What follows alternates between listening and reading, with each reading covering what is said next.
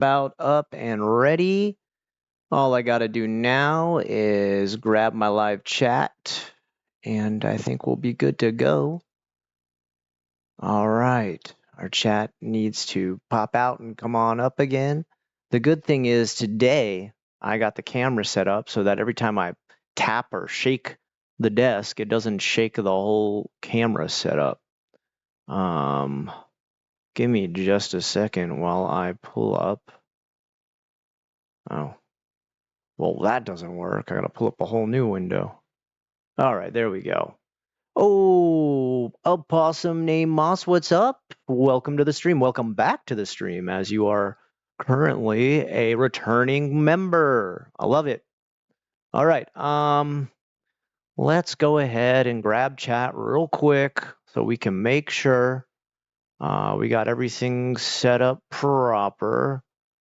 Have you heard anything about Silent Hill 2 yet? Has anybody watched any reviews or anything yet?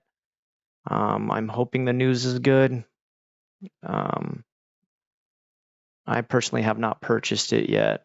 As I spoke about yesterday, I'm kind of in the weeds right now with all the stuff I'm having to pay for. Now we got another hurricane coming on top of it, dude. This sucks. I'm about to pay a massive amount just to have my house rebuilt through the undercrawl. And now another one's heading this way. Why, God? Oh, by the way, you're probably going to hear all kinds of noise in the background. Alexa's probably going to talk. The construction workers are still here and probably going to be here till about 10:30 tonight. So if you hear drilling, if you hear Alexa say somebody's at your door, that's just them working.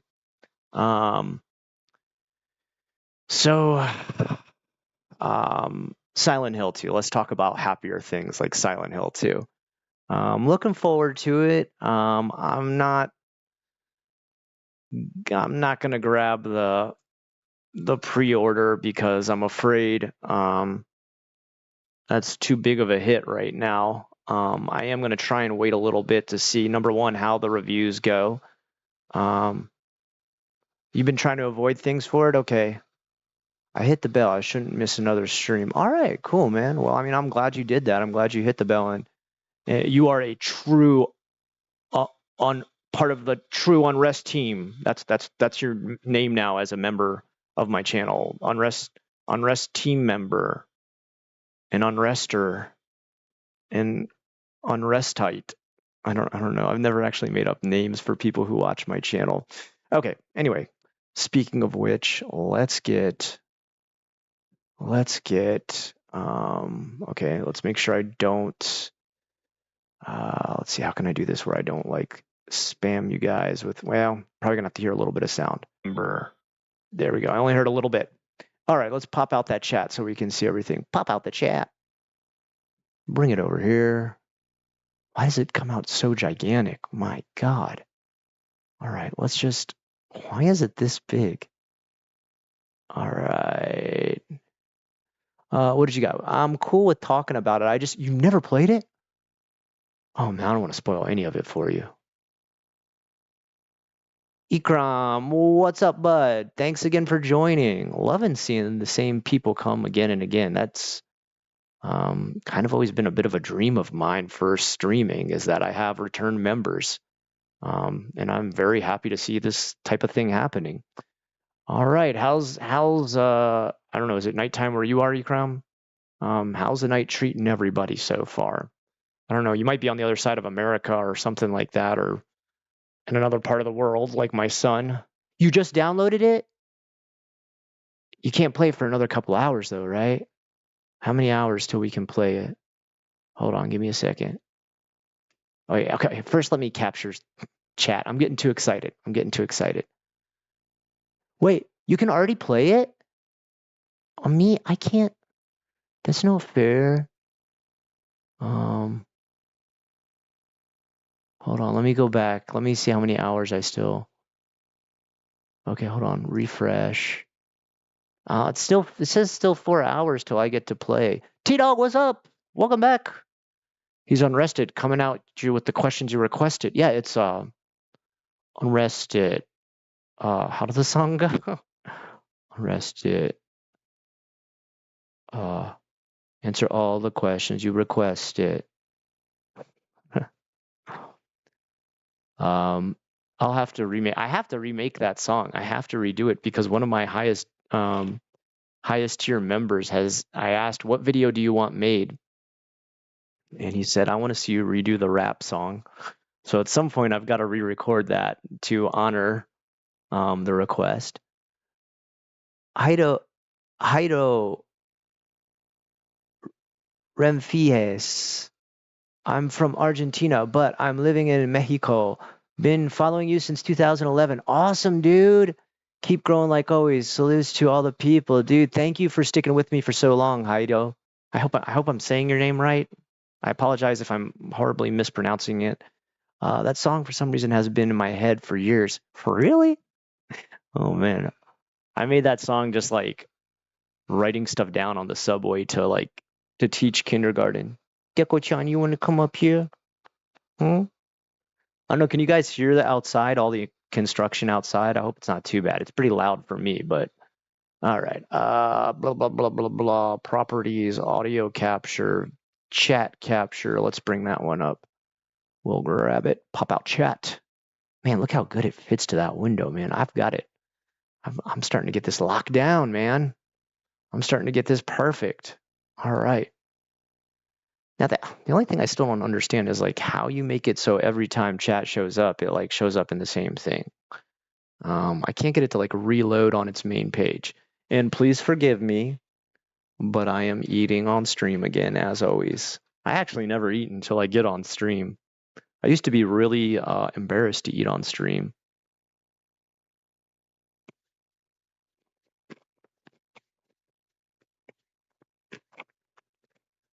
It's like, my name is Scott and I rock like this. I got a lot of history, but here is it just, I'm an American man. I'm living in Japan. I spend it each and every day with the Nihon Jan. Does it? That's how I kind of remember most of it. Now that I think about it, I have been sub to you for a while, but with old account I lost when did I first start posting? I think I go back as far as, I want to say as far back as 2008. I actually had a video back in 2006, but it was like me testing out a 3 megapixel camera that was like about this big and recording like 400 by 600 video that looked like a pixelated mess. It was like trying to watch a mosaic move in real life. Oh, I should have asked a while ago. I'm in college under an education major, and one of my field studies I need to do is interview with a teacher that has a license.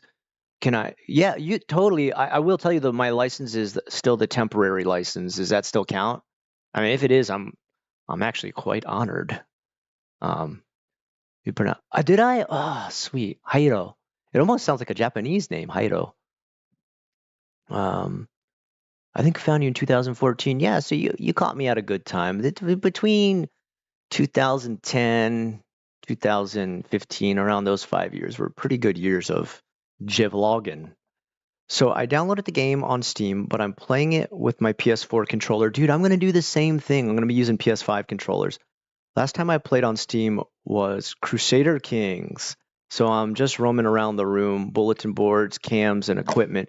How is it so far? Does it feel like, how does movement feel and everything? Dang, you're so lucky, Ikram.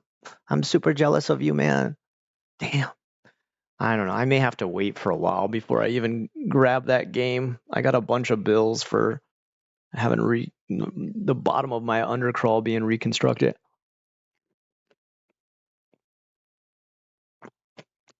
Oh yeah, it's valid. I don't know where you're. You don't have to tell me exactly, but are you getting under the Florida license, or are you gonna have to take the Praxis to get your license, T-Dog? I don't know if you know, here in Florida, our amazing state has their own set of tests, and they dodge the Praxis, so you have to take the FCTE. Also, if I can ask, I don't want to get like too personal because I don't know how much people are comfortable with, but what are you looking to teach, T-Dog? That's kind of interesting to talk to a teacher in training. Takes me back. Makes me feel young again. I find Crusader complicated. Crusader Kings, yeah, that is a pretty technical. I'm not great with. That's like considered like a 4X game? Hey, Tats, what do you do? Tats, welcome. Oh my God, Tats, dude, we haven't talked in ages, man. Dude, I hope you're doing good. And last time we talked, I knew you were kind of in a rough place, dude. I hope you're doing good these days, man. I'm so happy your channel's still blowing up, man. That's so awesome, dude. I'm honored to have you here, man. This is sick. If you guys don't know, man, Tats, man, he goes way back on the horror vids and stuff like that. He's got some amazing, like, binge-worthy vids, just of all kinds of spooky, scary, creepy horror stuff from all different types of genres, and the videos are always like incredibly well made. Dude, I'm so honored to have you here, man. I can't believe you even remember me, Tats. I'm like, I'm kind of flattered, honestly. Oh man. Ohio, I haven't finished my bachelor's yet. I'm working on a field studies, getting ready for student teaching. Okay. Thrush Davius. Sorry, I have food in my mouth. It's so rude. Thrush Davius, I caught you the second you entered this time. We were just talking about you. You're the one who's requested to have the Unrested song re-recorded.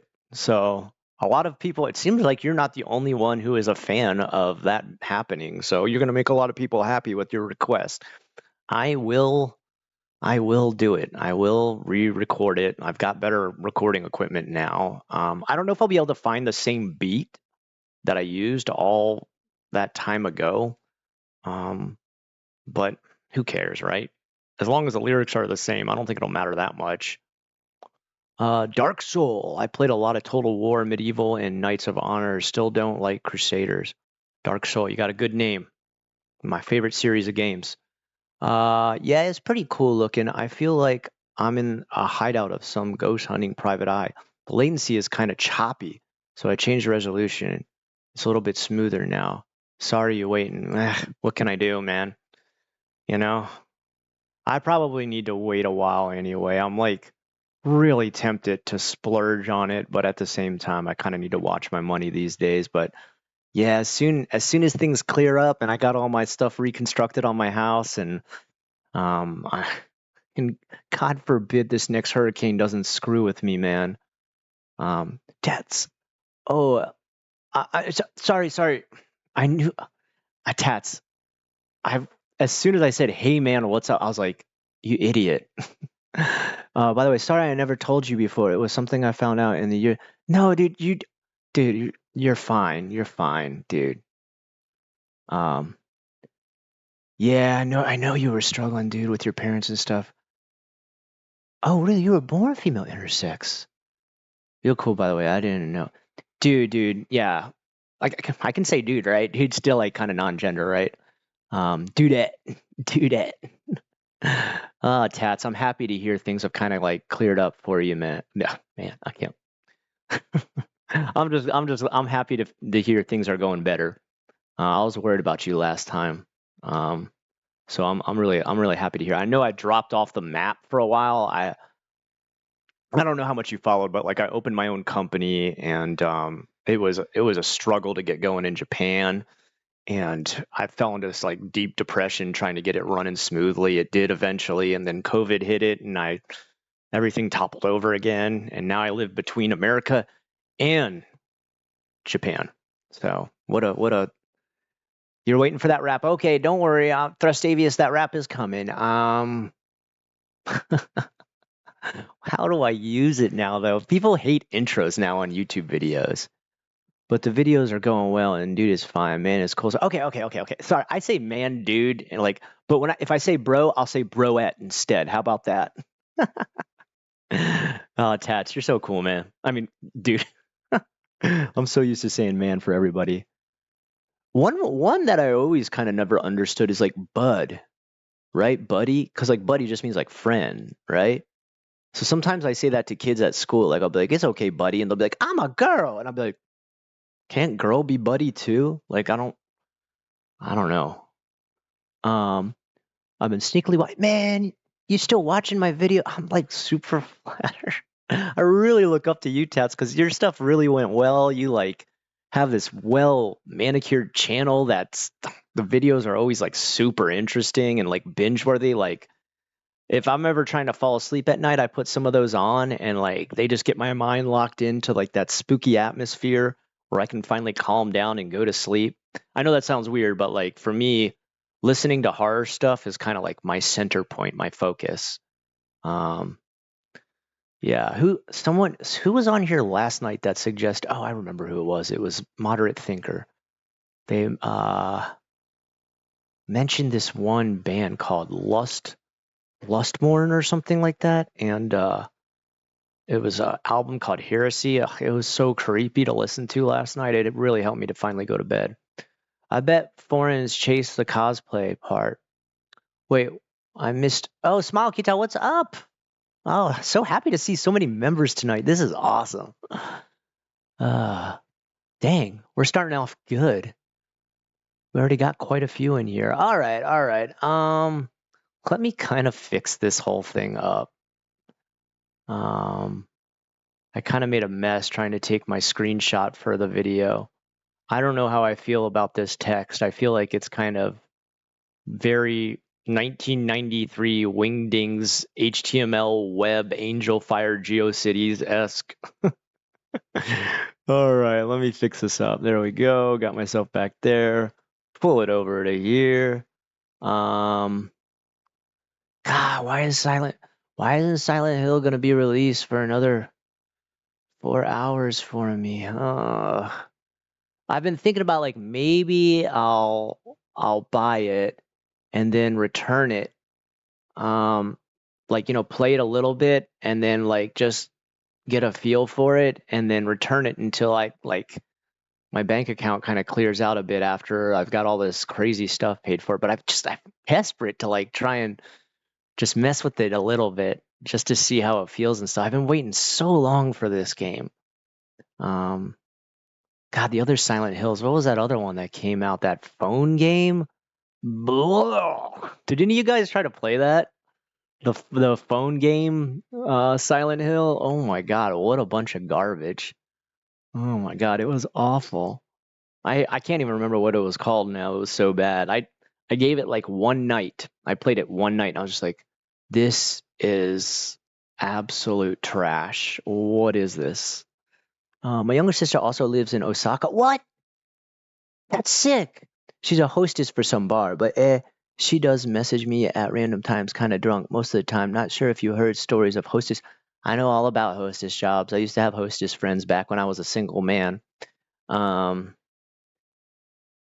right, is it like snack bar level, or are we talking like the deeper levels of hostess? I don't know. I don't want to get too personal. I don't. Sorry, sorry, Tats. I'm asking this on a live stream in front of everybody. Great, great etiquette, Scott. I don't know. Some of the part of me totally understands why people become hosts and hostesses. The cash is outrageous. Like, I mean, that is just a solid stream of cash.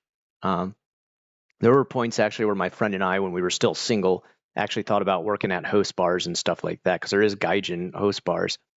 And the only thing that turned me off from it is just, I don't know if this happens as much for hostesses, but for hosts, you have to drink a ton of alcohol. Like, you have to drink so much alcohol that it's just like not good for your liver levels of alcohol.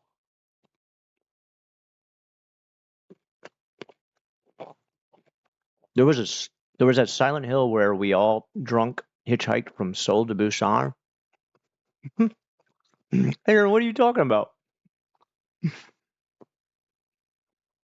That actually sounds like a really good Silent Hill. I want to play a Silent Hill where you hitchhike from Seoul to Busan. Lustmore, dude. I listened to Lustmore last night to go to bed. It was great. I loved it, dude.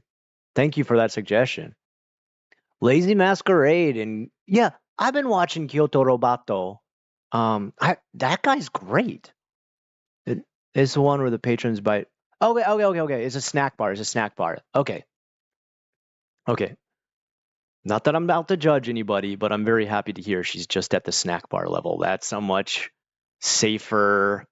I feel like just more down to earth. Because it's a snack bar, you're just literally just chatting up old guys, and that's fine. Okay, that's good. That's good. Some of those get kind of shady. I worry about some of the girls who have to work some of those jobs because bad things can happen sometimes with those.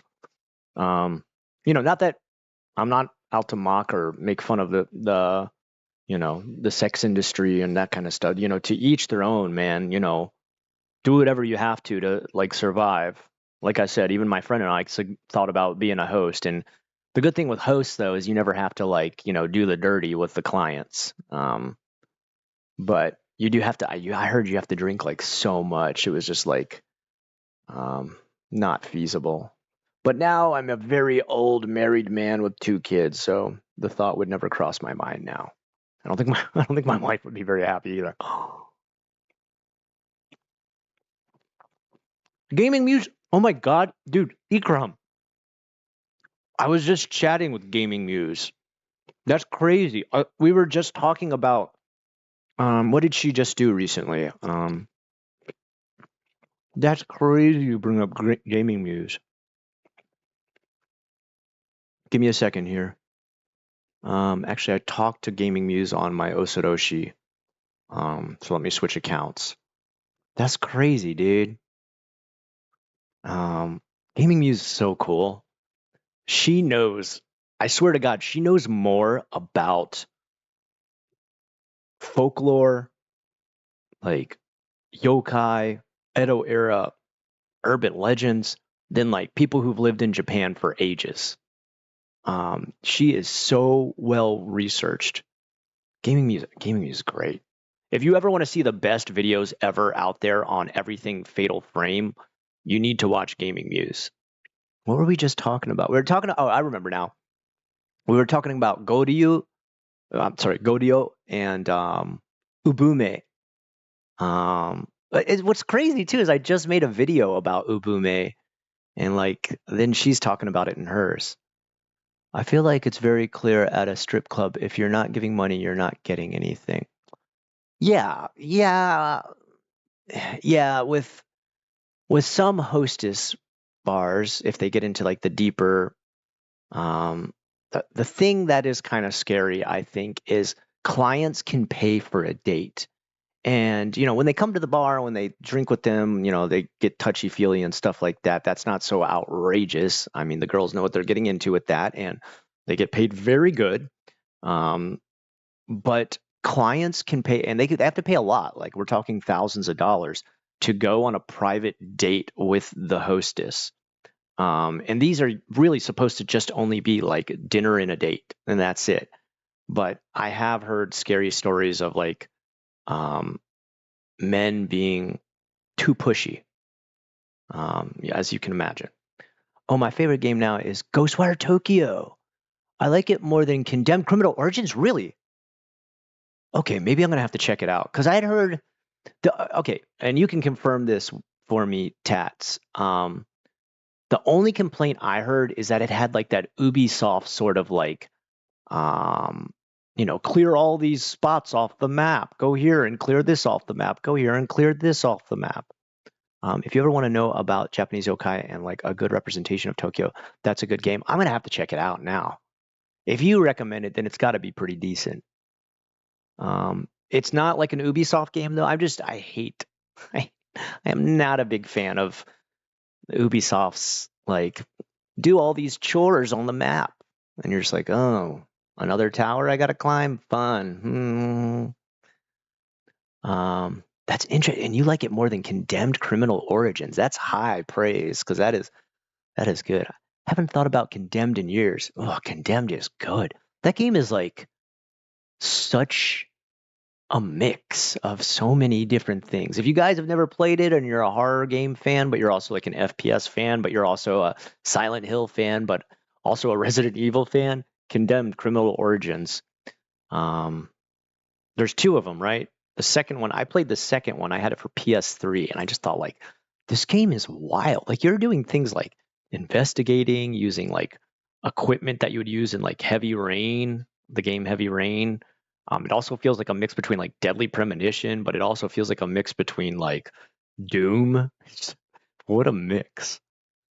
Have you played the PS2 game The Suffering? Yes, I have. Whoa, that's a way, way deep callback. That is a good one. That's another one that's like really unique. You're a prisoner in a prison escape where your sins, I guess your crimes, not your sins, make you the demon that you are, but also the other people you fight. And like you can transform between being demon form prisoner and regular form prisoner. I think the endings of that game, I don't want to spoil it for anybody, but I was kind of shocked at how hardcore the endings go. It's either like pretty decent ending or just, oh, annihilate everything. Oh my God. So that was very interesting about that game.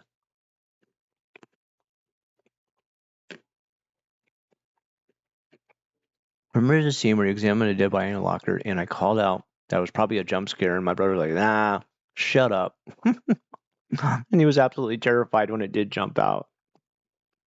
That's the best. The best is when like you go through like a couple jump scares and you're like, okay, I'm over it now. Like nothing's gonna get me anymore. And then finally, like there's a new type of scare that like knocks you out of your chair. That's the way Fatal Frame 2 Crimson Butterfly was for me.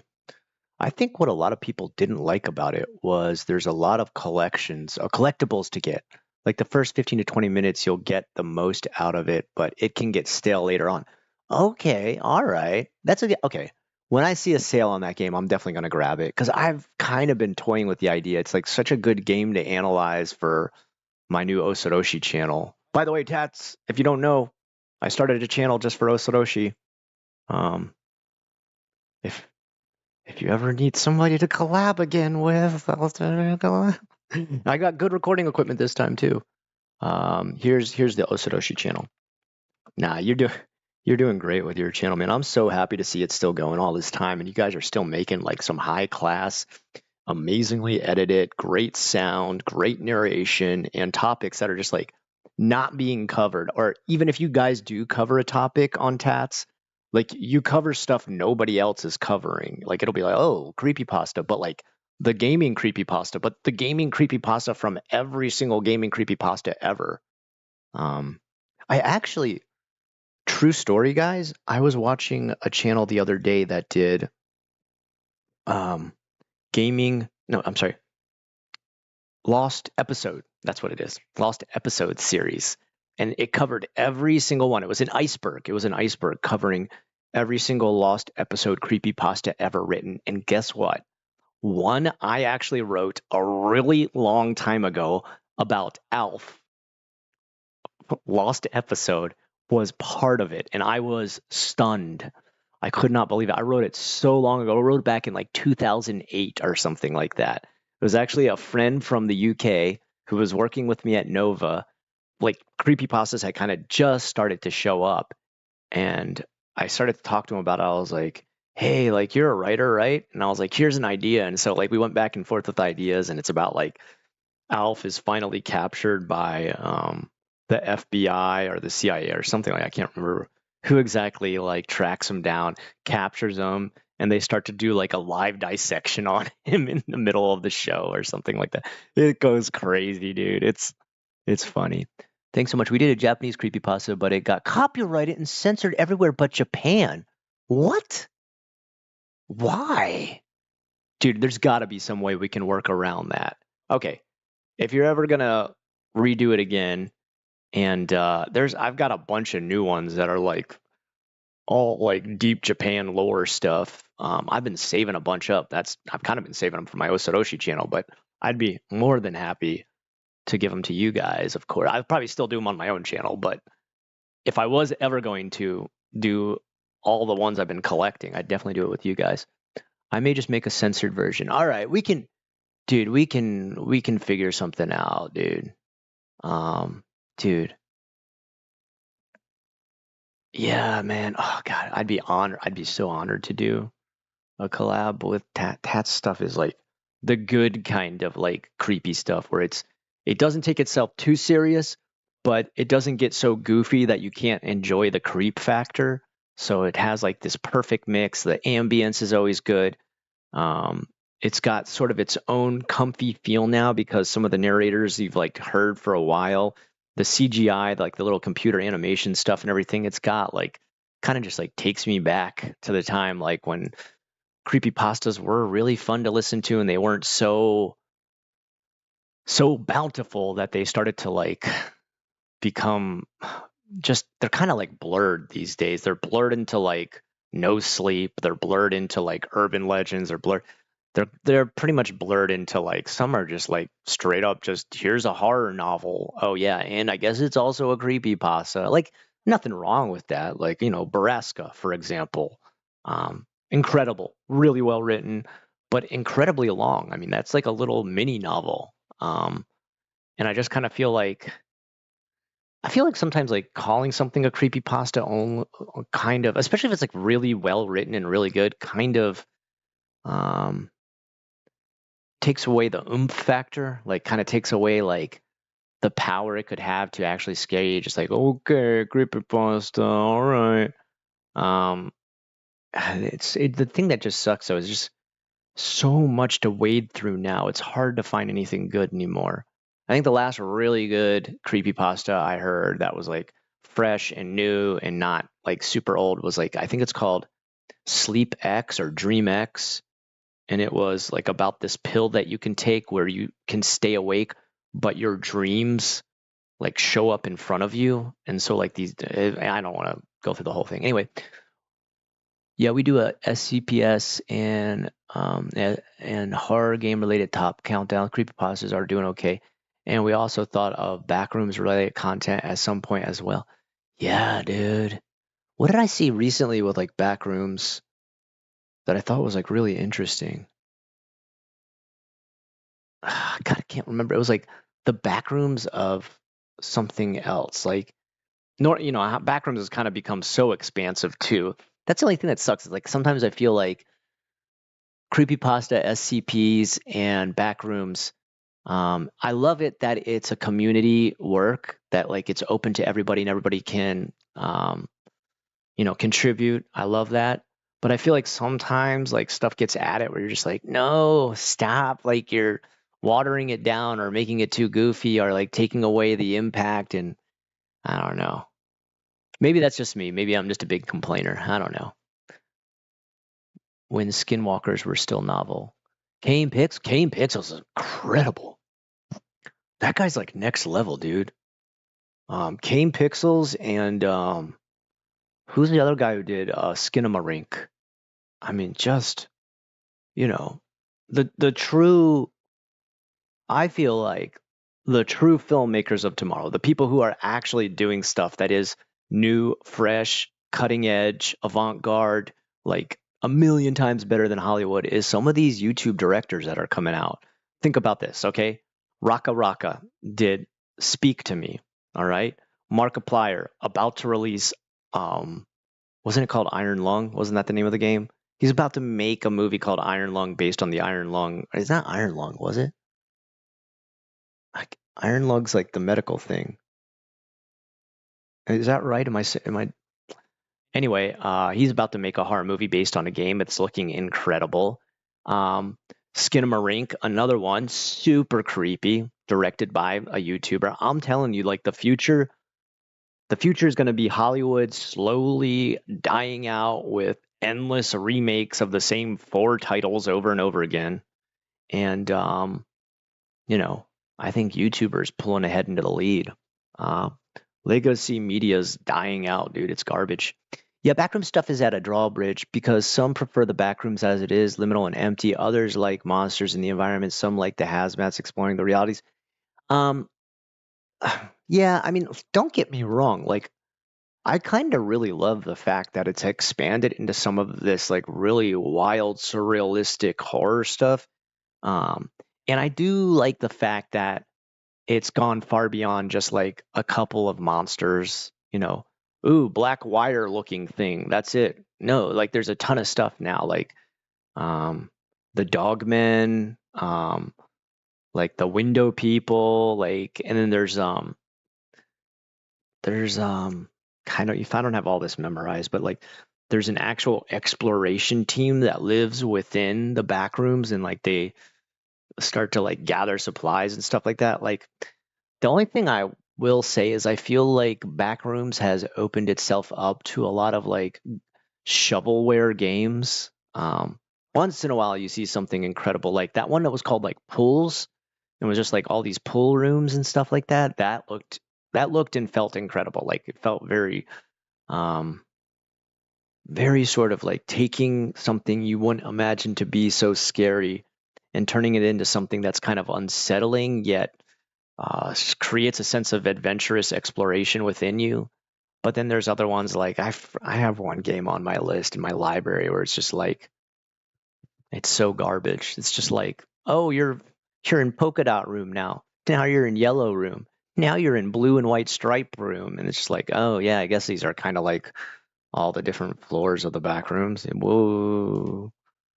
Um, for me, when there's too much lore, it gets less scary. Yes, yes. Um, yeah. And like, look, I understand it. Like, people get really hyped, they get really excited, and they want to expand something they already love.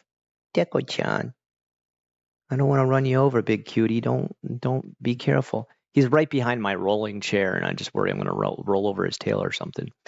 For me, the best is when you barely have any clue what's happening, but you understand what's messing with you is powerful and evil. Oh, Deko-chan. Yeah. Um, the first time I ever saw a post, I think it was Nick Crowley. Wasn't he one of the first ones to like post about the back rooms? Even though someone else wrote it, I know. But he posted about someone who wrote about it on Reddit or something like that, I think. Here, come on, buddy. If you want to get up here, go ahead. Techo, go ahead. No, you don't want to jump up. Come here. And that I remember being kind of like really unsettling, like just kind of on the edge of like, ooh, that's just enough information to get me creeped out, but not enough where my mind is just like swirling with ideas. And, there's still some that come out that I'm like, yo, that's a crazy idea to add to the whole back room. There's a couple I've heard that I'm like, that's still pretty incredible. One thing I will say that was very impressive was Nexpo, and I think Nexpo and Crowley worked together to make Liminal Land. I feel like that was really well written. Like that is like it just reminds me a lot of my nightmares as like a little kid that there's like a whole theme park that's underground and that like they built houses underground that allow people to live at the theme park, but they also become so obsessed with the theme park that like they can't leave and they start like wasting away in the theme park. And some people go on rides that like are so bizarre that they like twist their actual like human form into like these creepy smile people and stuff like it's pretty incredible. I feel like they did really good with that. I hope now that's something you could make a game about, and that would be a good creepy game. Liminal Land, the game. If I had the programming skills, I'd try to do it. All I can do is RPG Maker.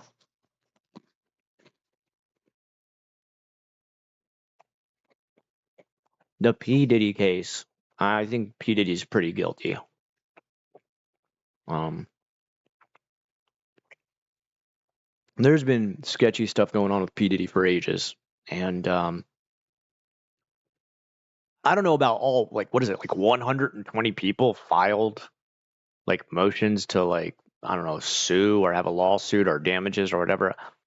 I don't know if all 120 people are actually involved. I do realize his involvement must have been like massive with how many people he's had at parties that were like massive, and um, I do feel like there's probably a few opportunists in there, and I just worry. The thing I worry about is the biggest problem with opportunists who are like, ooh, chance to get some money off of a rich person.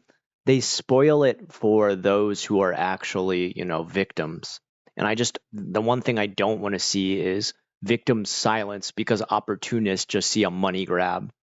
But I think P. Diddy is headed for his just desserts. And all the better that he has to own up to it. Pools is a great game, yeah. Some other liminal space games are Yume Nikki, which is incredible. Dream Core, I don't think I've heard of that one. LSD Dream Emulator, yes, I've played that one. That one's incredible. Dream Logic. I don't think I've played that one. I'll have to check that out. All right, Dream Core. Excuse me. Oh, yeah. Actually, I don't know if you saw Tats. My most recent video on Osoroshi. Sorry, starting to get the hiccups now. Was actually about Chilla's art and a couple other of brand new game devs that are making Japanese sort of, I guess, I don't know if I would call them liminal, but they're kind of like the sort of explore an area and learn about its lore and the haunts and stuff like that. There's some great suggestions on there. If you're looking for anything recently to play, like there's one on there just called Japanese House Exploration, and though the name is kind of dry and vanilla, it's still, man, I feel like that's one of the best horror games I've played in a while.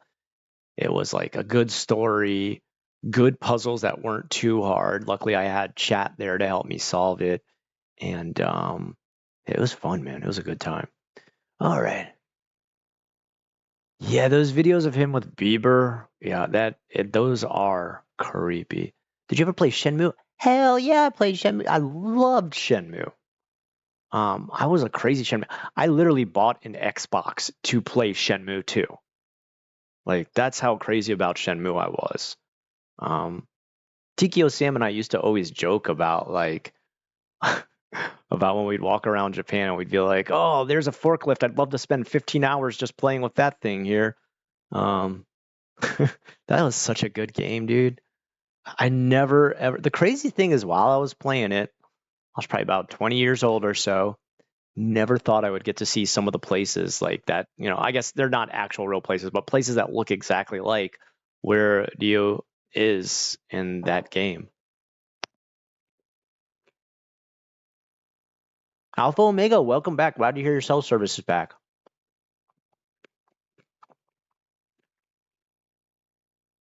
Whoa, all the way back at Yoshinoya? You saw one from back there, Citron? Whoa. What's the other one? Takadano. Or one of the first videos. Yeah, man. Dang, dude, I appreciate it, Citron. Seriously, like that means a lot to me when I find out someone's been following me that long. That's like super awesome. I'm so happy when I see people stuck with me for that long. Yeah.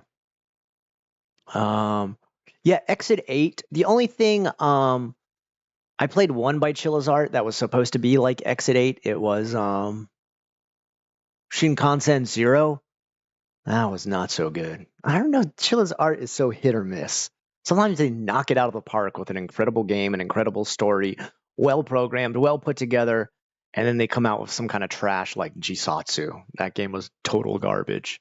Shinkansen was kind of like in the middle. It was kind of fun at the beginning, and then it kind of wears on you because the logic and the rules they give you don't always match up to like what you do in the game. So I don't know. There's a lot of reading in this game. Yeah, there is, Ikram, but it's so good. The stories are so good, dude. Let me see how much longer it is till it's released. You're so lucky you get to play it already. I'm so jealous. Hold on, store. Please tell me it's down to like 2 hours or something.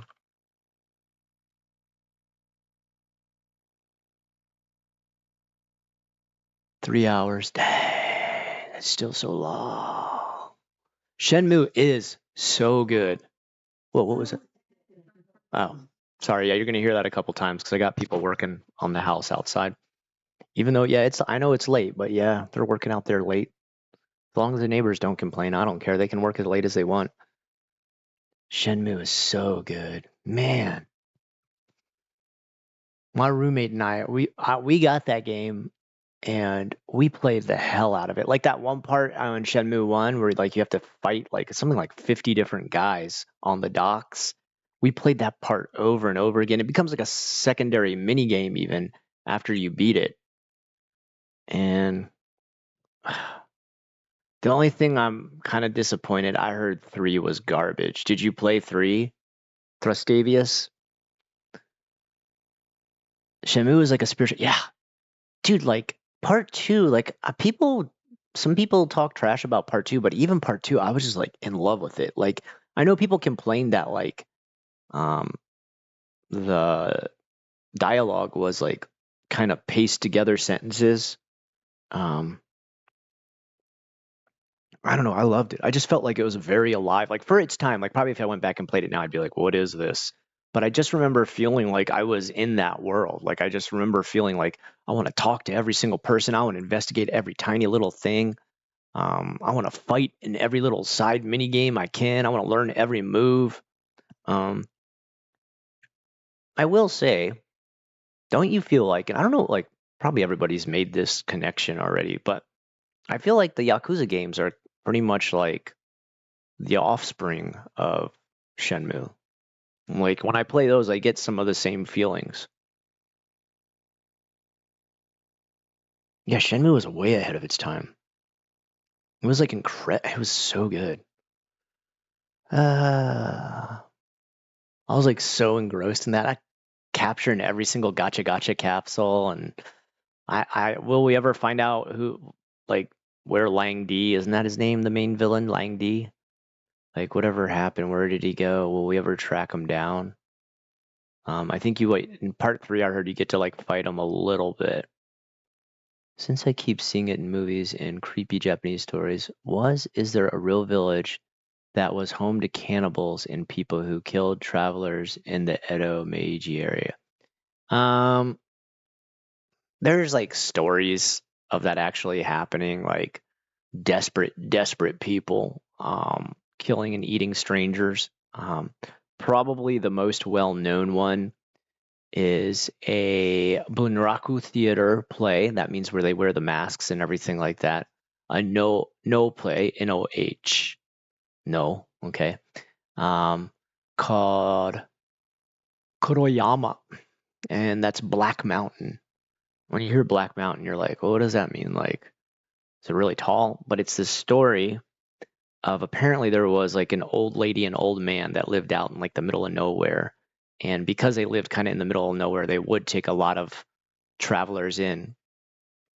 And one time it was a group of monks who were on like a religious pilgrimage for their Buddhist sect. And they're like, sorry, ma'am, can we have a chance to stay at your place? Like, we don't have a lot to offer because we're just like humble monks who have no money and nothing with us. And she was like, yeah, of course, you guys can stay here, but whatever you do, like, don't look in this one room in the back. And one of his friends woke up in the middle of the night, like, trying to find where the bathroom was, and stumbled in through that room that he wasn't supposed to go to because he was just kind of like half awake, half asleep. And he never came back. And so his other friends, like, still half awake, kind of like, dude, when's he going to come back from the bathroom? And he knows like he walked into the wrong room, and he's like, I know I'm not supposed to look in there, but like, what if he tripped and fell? Or what if he like hurt himself or something like that? And what it turns out is he opens the door, and there's this giant pile of like blackened, rotting bodies that had been like taken apart and chewed upon by the old lady and the old man because they had been cannibalizing their travelers on the way, but they weren't going to do it to religious folk because they knew they would get caught because the Buddhist temple would be like, hey, they never showed up. Can somebody go investigate that? These are like pretty high class monks. But now she had to kill them anyway and add them to the Kuroyama. And that's like pretty famous that there used to be people like that would be like on paths. But is there an entire village?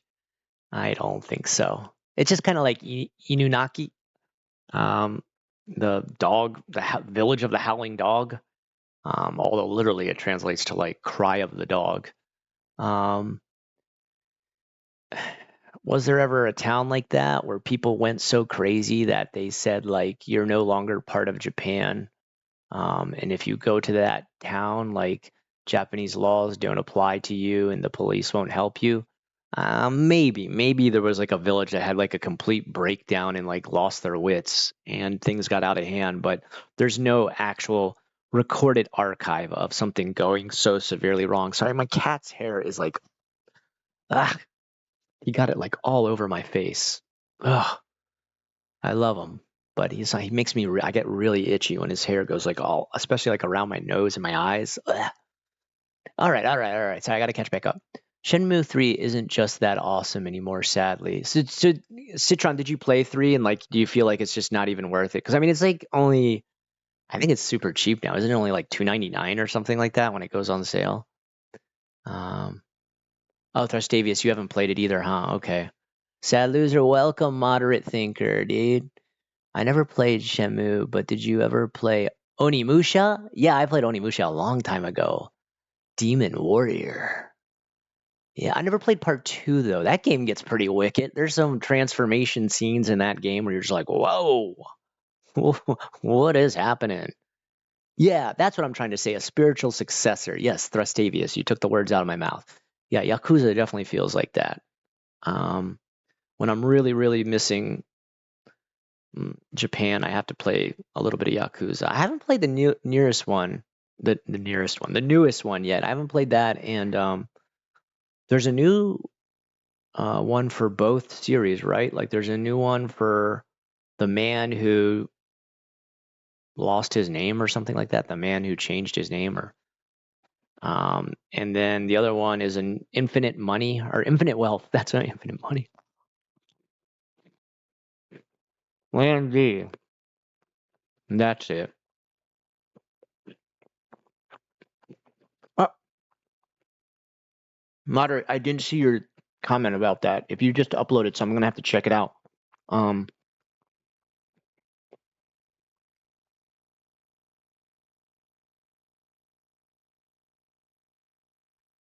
okay, is it on the channel called Sad Loser or is it on Moderate Thinker? I'm gonna have to definitely check it out, dude. I want to see what I can do with it. The 70-man battle baby. Yeah, man, that was such a good fight. My dear Scott, don't be. They got me doing this training phase, so I'm a Boy Scout RN. Wait. Let me hold on. Let me back up a little bit. Diddy is gross and nasty. Those vids of him with Bieber, yeah.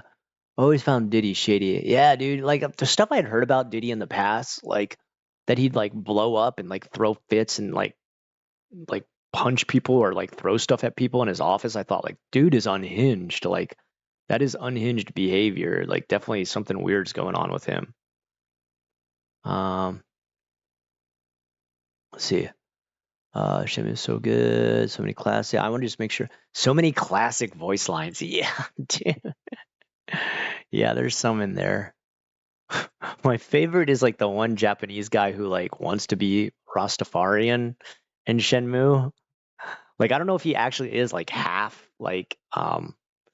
Jamaican or he's just like a person really into Jamaica. You can't really tell. There is people like that in Japan where they like get so into a different culture that they like change everything about themselves to mimic that culture. Um, it's it's interesting. It's interesting. Um,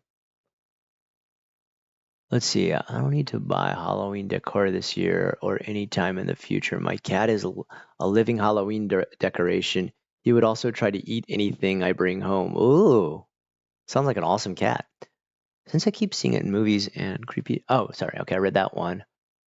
All right. I think I got caught up with everybody. I was going to mention Judgment. Oh yeah, Judgment. Um, I keep missing Judgment when it goes on sale. Like I'll be like, oh dude, I need to finally check that game out, and then I'm like, oh, the sale finished. Damn it. Um, yeah. Um, yeah.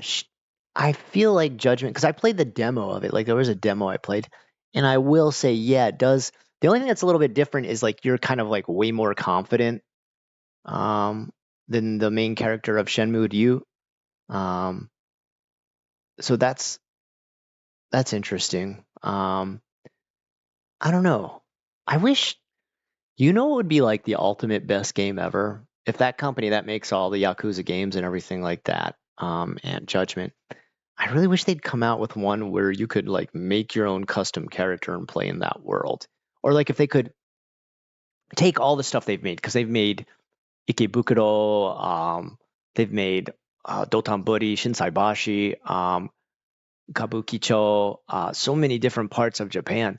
They could like push it all together and make the best open world Japan modern game and you make a custom character and like maybe you could start out as a chimpara, like like the lowest level rank yakuza, and like slowly work your way up through the clan to like become Hancho. Wouldn't that be sick? That's like my dream game right there. There's so much fun stuff about that game. Like just even going into the convenies makes me so excited. Just thinking about like all the little things in the conveni and the little prizes you can win and all the little mini games.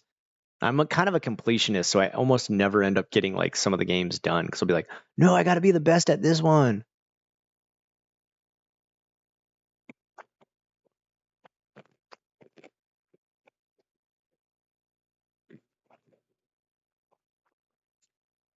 Oh, Alpha Omega, that's like a really good point. Stories like Inunaki make me think rabies epidemic.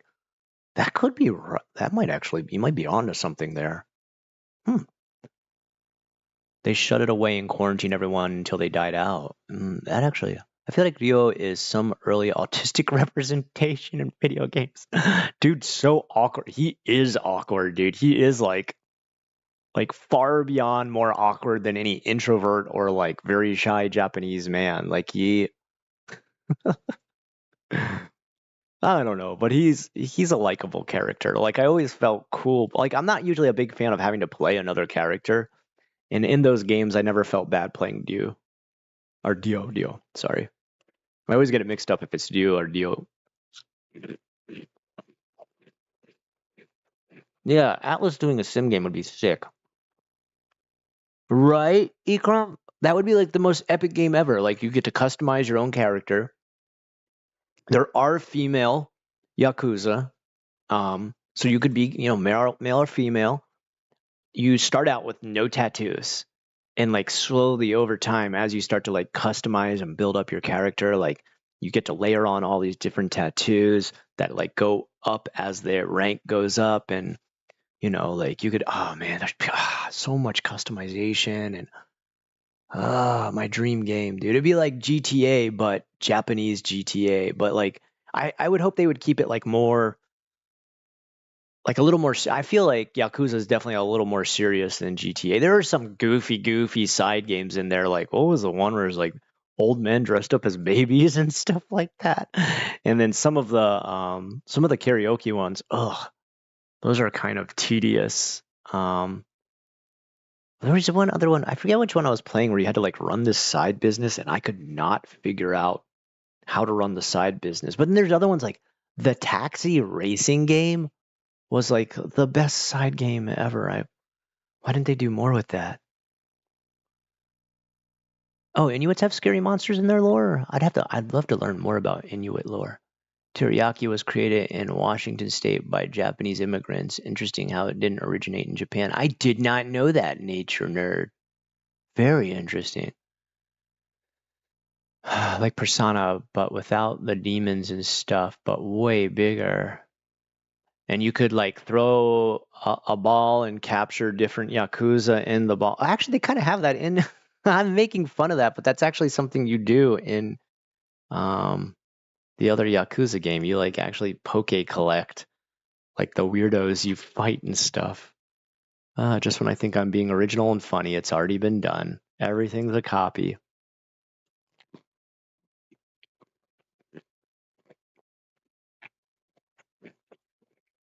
Happy cat. Hold on.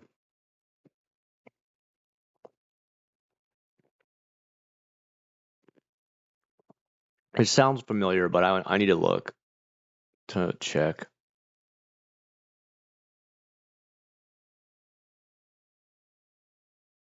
Um, I'd have to listen to her speak long term.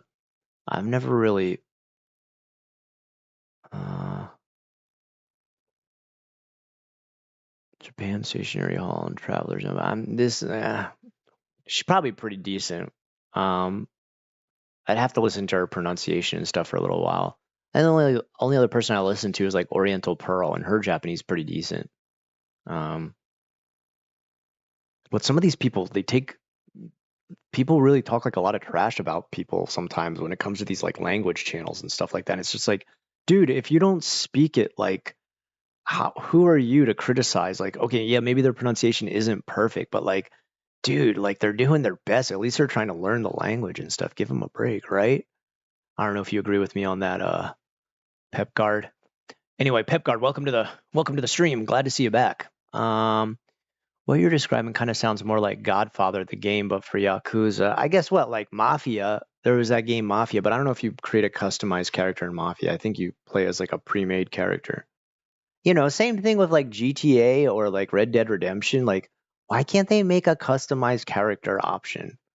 I love games so much more when I can customize my character.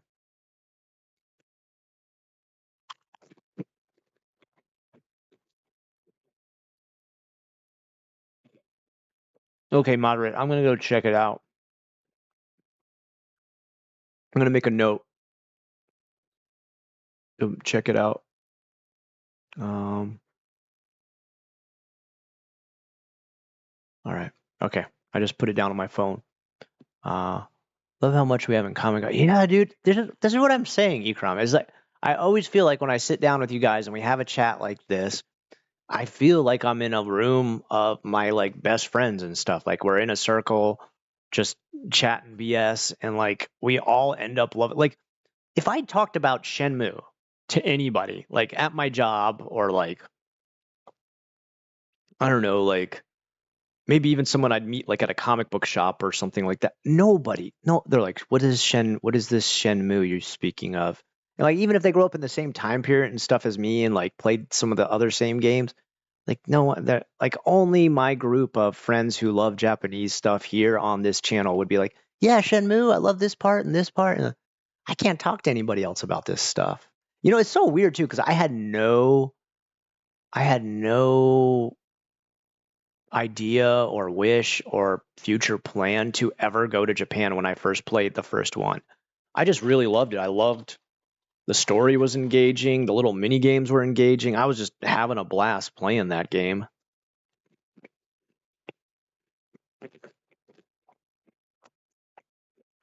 Yeah, I thought so, Pep Guard. You know what I'm talking about. Like I really feel like people are so harsh sometimes online when people try to make a video in another language, you know. Like I even see people be mean to Ask Japan about his English. And it's like, dude, he's like literally only speaking English when he gets to record these videos. Like, why are you being harsh on this dude for like speaking in the language you best understand? Like, do you speak Japanese? Then shut the hell up, dude. Right? It's so mean. Cuban Dre, welcome back. I've never been on a live before. Oh no, I thought I was, but you just messaged me. No, I mean you just commented today on one of my community posts for the paintings I put up. That's where I just saw you just a bit ago. Cuban Dre, I'm talking about. That's why I'm saying welcome back. What do you miss the most about the days before the internet?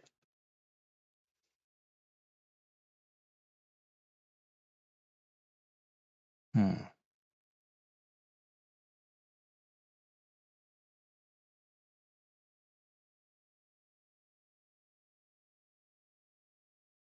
That's a hard question. I think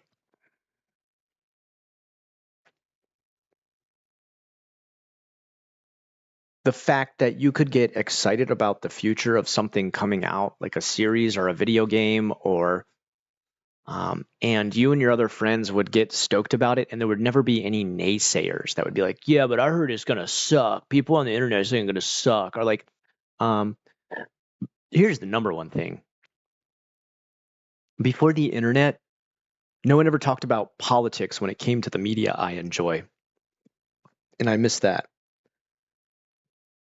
I miss simply being excited about something before it even came out. And like I didn't have like the only things we'd be excited about if it was a game, we'd be excited about the gameplay and the graphics and stuff like that. No one would try to inject politics and be like, yeah, but I heard it treats women wrong, or it'd be like, yeah, but I heard it's woke. And it's just like, can we just like see the game come out first and play it before we start worrying about the political issues involved in it? I mean, you know, TMNT, Manhattan Project. Can we just like I just want to play the game with my friends and enjoy it and it's fun and no one cares. I don't want someone to be like, "Yo, but the Manhattan Project shows that Big Brother sucks." Just shut up. Just let us play the game. Um, I'm already hearing it with all kinds of stuff. Like even like the new, what is it? Dragon Age. And people already like going back and forth about it's too woke. It's not woke enough. Can we just like see what the game is like when it comes out and then judge it by actually like playing the game, please? That's what I miss about before the internet. The old country that is coming out soon will be interesting. I wonder if it will be of a similar archetype world. Wait. I must have missed something. I want to do some art too.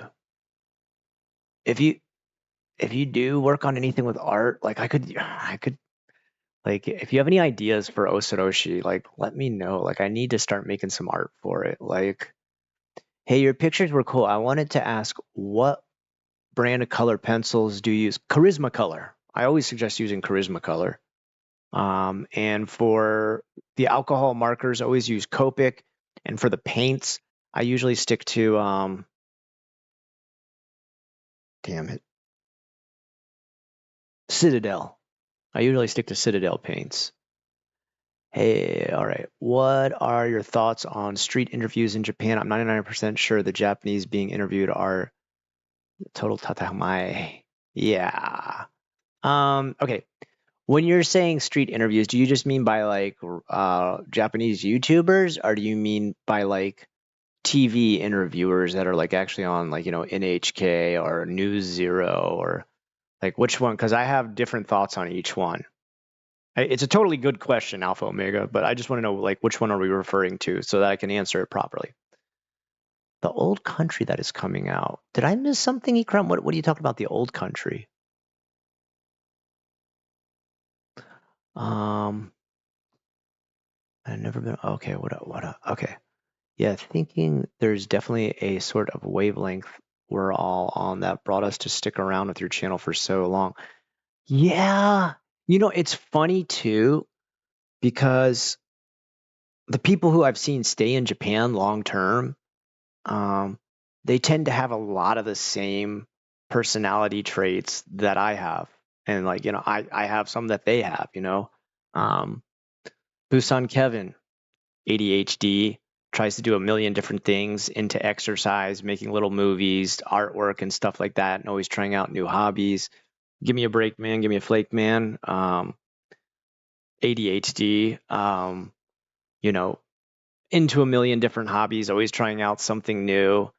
He probably doesn't do any art, I don't think, but he's into working out, staying in shape. You know, a million thoughts going through his head and a million different things he's spitting out from one second to the next. I'm kind of the same way in that manner.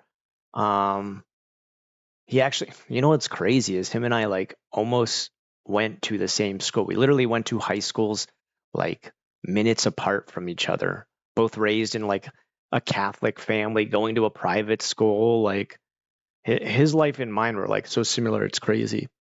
Um, yeah, I think there is a certain aspect to who we are as people interested in all things like kind of just like Asian lore in general and just like a lot of the creativity that comes out of Asia that I think we do share a lot of similar opinions, thoughts, behaviors, emotions. I don't know about the same backgrounds. We probably all come from very different backgrounds, but I think the things we enjoy about that type of media, whether it be manga, anime, music, etc., those tend to be a lot of the same. Um, it is very interesting. Does Japan get more Korean manhwa series in the US? I'd say um, manhwa, for the most part, in America and in Japan, is almost all read online.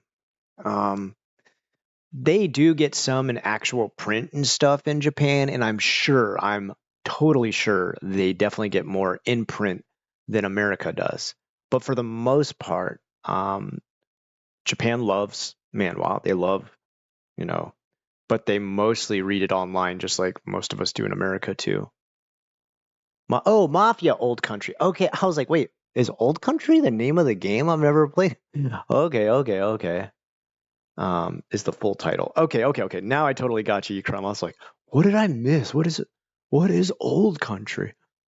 Have any of you guys played Forever Winter yet? If you do, I'd like to hear your opinion on it. I played it for a bit and returned it. It was still a little bit way too janky for me. Internet interviews that you see on Instagram or Twitter. I feel like there's some street interviewers where it's like actual legit, like getting people to answer on the spot. I do 100% agree with you that most Japanese you're going to interview are going to give you that tatamae face, that outside face. They're not going to, because they're in public, so it kind of makes sense that they drop into public mode. One thing I do know, this is the main reason I asked you if you meant like actual TV or internet, because if you don't know, when they interview you on TV shows in Japan, they'll ask you what you think. They'll get your on the spot opinion, and they're not going to use that take at all. They're going to be like, all right, that was great. Now, here's what I need you to do. Since you're going to be talking about the takoyaki you just ate, I want you to get a fresh thing of it, and they'll buy it for you. They'll buy you like a fresh thing of it, and walk down from those stairs over there. When you get to the bottom, pick it up and say, Oishi, and then tell me the same opinion again. And you're just like, oh my God, this is like really overproduced and stuff. Or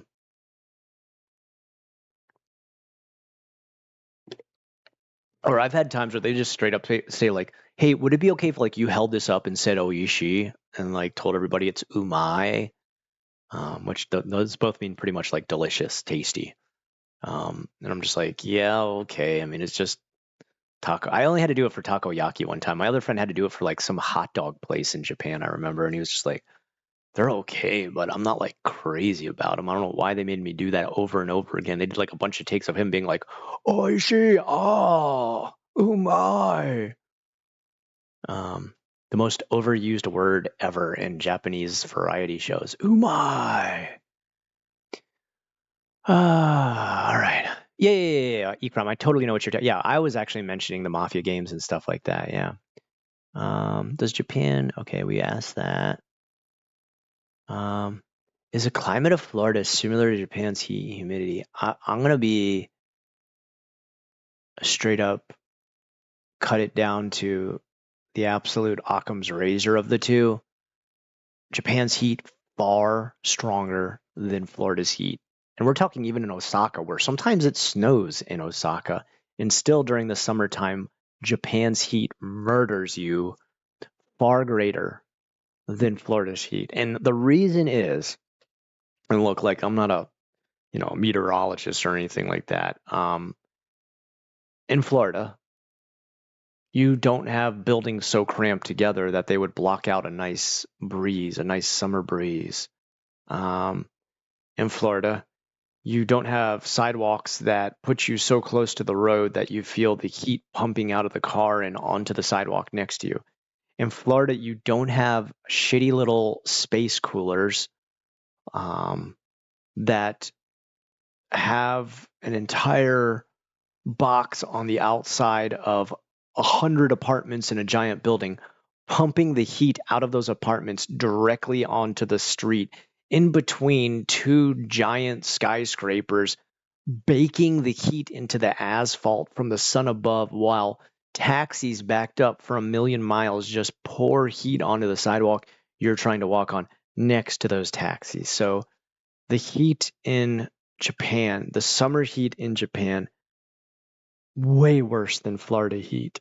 Absolutely. And the worst about Japan heat is you feel like you never get like a break. Like when you walk into a place in Florida and the air condition is on, you feel like, finally, I'm in the air condition. And it feels like you're just like walking into a refrigerator, like you're walking into like a whole different atmosphere. But space coolers don't do the job. They literally cool a tiny space. And sometimes you literally need to stand directly under that space cooler to begin to cool down at all. And some some places I worked at, they never turn it lower than like 30 or 27 Celsius, which I mean, that's pretty much how hot it is outside. You're like, what's the point even? Especially like 30 Celsius. Like, dude, it's like 38 outside. If you just like 30 inside, like is almost no relief whatsoever. Um, so yeah, that kind of sucks. Um, yeah, I don't know. Summer, I hate summer in Japan. I hate it, hate it, hate it, hate it. Dan W, what's up? Welcome back to the stream. Alejandra, welcome back to the stream. Dubman, I know you've been here for a little bit, but welcome. Orphan Feast on Adult Swim. No, I don't remember that. My favorite thing from Adult Swim will always be unedited footage of a bear. That was really good. I've heard Japan and Korea are actually patching up the relationship for a Korean friend. Yeah, I think one thing Korea and Japan have in common is number one, they both hate North Korea. They're not fans. They're both not fans of China either. And they have a good relationship with the US. That's helped too. They've worked in unison on a lot of technology together. So that's helped too.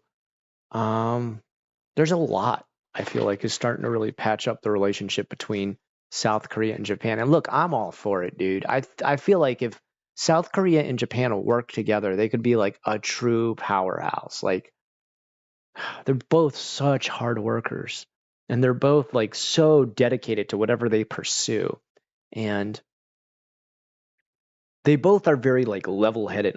Koreans can sometimes get a little more hot-headed than the Japanese, but they're both very like logical, efficient, able to summarize and put together something very quickly to get like the most efficiency out of it.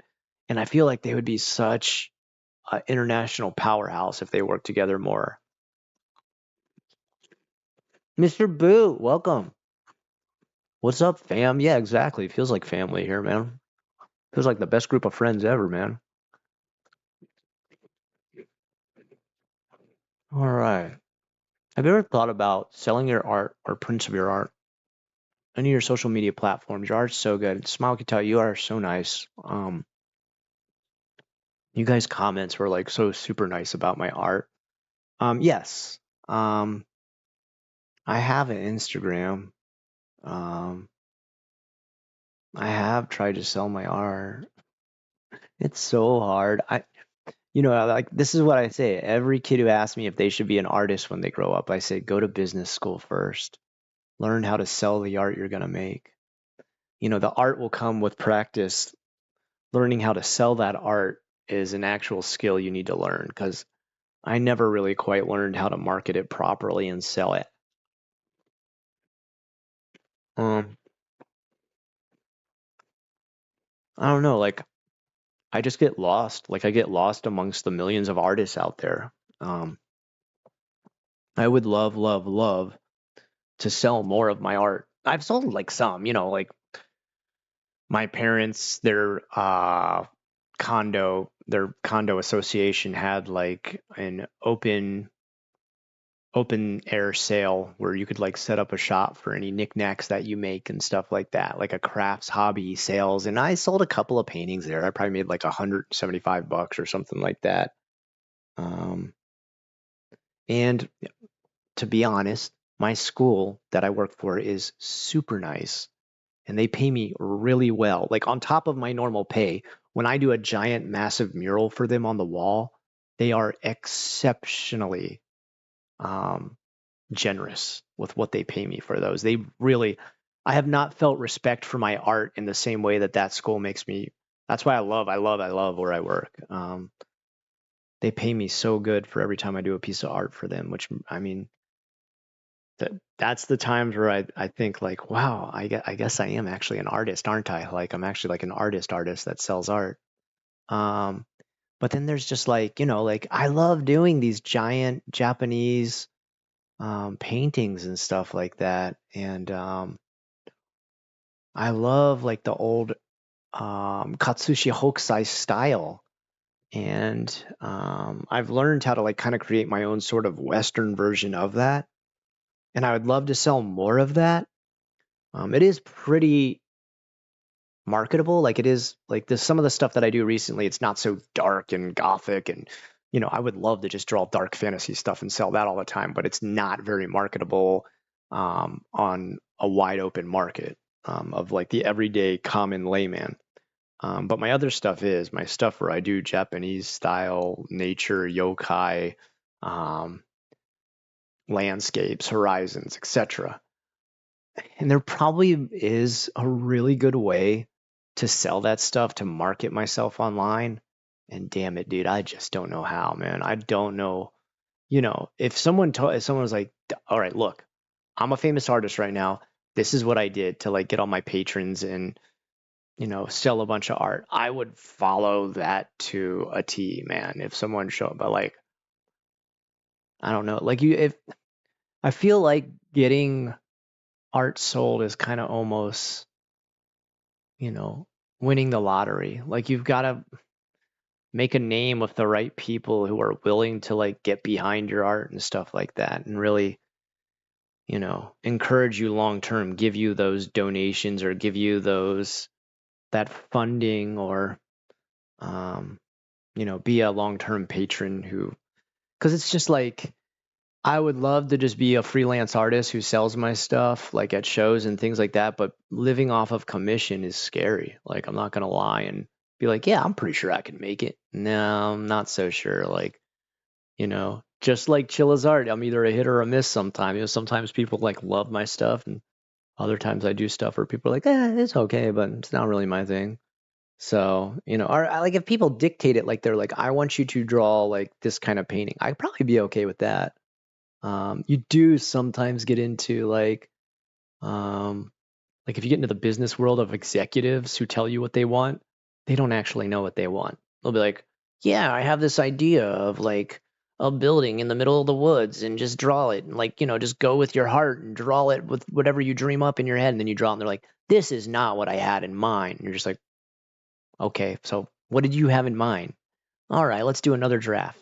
You're getting closer, but I think we're still 4 degrees away from what I actually had in my mind. Just like, oh my God, dude, how many different times am I gonna have to do this before I finally get my commission? So there's that aspect of it too. I don't know. Man, Smile Kita, yeah, I would love, love, love to sell my art to like just, I tell you what, you become my manager and you get the clients. You can cut it 50-50 with me and we will sell art. All right, Smile Kita, if you're up to it, I'm behind you 100%. You just find the clients, I'll do the art. Sorry, let me catch back up. I missed a bunch of stuff while going off on a tangent. I've heard, okay, are any of those hilarious Japanese prank shows real? Like, a lot of the pranks are so absurd. Okay, the ones that are real, the ones that I can confirm 100% are real. There's one series where they go to an elaborate setup to get somebody to fall through a trap door. And those I know for sure are like for real. There's other ones that you're just like, okay, come on, like that's ridiculous. But that one they go like they put a ton of money and planning and everything behind those. Like some of them they go over a year of planning to get people to fall into these trap doors. And like don't worry, they're always like 100% safe. They've got like a bunch of cushions and everything like that. No one's ever been hurt. Um, those are definitely real. Other ones, yeah, I'm not so sure. Some of them I'm sure they're Japanese heat scares me. Don't be scared. Just get a big giant blanket, fill it up with water, like just soak it in water, put it in the freezer, and the next day when you go out, just wrap yourself in that blanket. You'll be okay. I haven't ever checked out your Osoroshi channel, but the first thing that came to mind was creepy faces, black eyes, and stuff. Anything like that? Yeah. You want to go with like stuff that's like so. Like my whole theme of Osoroshi is just like we're not talking about gore. We're not talking about splatter punk. We're not trying to get like Saul's level of tear the flesh and skin and stuff like that. We're looking for psychological and surrealistic, almost dreamlike, nightmarish horror, the kind of stuff that like disturbs you just by looking upon it. The uncanny valley, Bukimi no Tani Gensho, as they say in Japanese, which is like staring into the uncanny valley. Heat, yeah, it's humid. Japan's incredibly humid. I heard Thailand is a nightmare without AC. I can't imagine. Yeah, I don't understand those countries that are like hot all year long. Ugh. Spirals are taking over tonight at 12:30 on Uzumaki. I need to watch it. And Arizona gets to be 120, 48 Celsius. Blah. I'm used to it, but I don't want to test. But isn't like Arizona's like a dry heat though, right? Like I swear to God, a dry heat is better than the humid heat. Humid heat just feels like you're breathing in like through a rag, through like a hot, wet rag, and like it's just hell. I freaking hate it. Like I feel like you can never, you get into the shade. Shade doesn't help at all. Humidity just like sticks to you like this nasty, unending, sticky heat. Broski Toonami was the tits back in the day. I haven't heard someone say the tits in a long time. Was Samurai Jack in the war? Yeah, dude. I have nothing but great memories about Toonami. Go to business school first is a solid advice. Yeah, that's what I say to every kid in my class. Is like, Mr. Ackerman, should I become an artist like you? And I'll be like, well, to be honest with you, I'm not an artist full time. I'm an art teacher who does artist type stuff on the side. If you yourself truly want to become a freelance artist, an artist who just enjoys what they paint, draw, or whatever themselves, then you need to go to business school first because you need to learn how to market and sell those things that you have a passion for.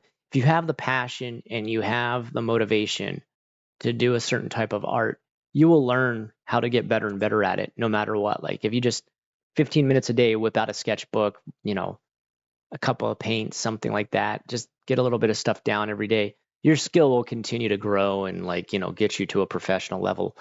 But to get that professional level work out there, seen and bought by the curious masses is the true puzzle that I never went to school to figure out how, and I really wish I had. All right. What would you charge for a commission? T-Dog, it would depend on if we're talking painting, acrylic or oil, and size. Right now I have two giant canvases.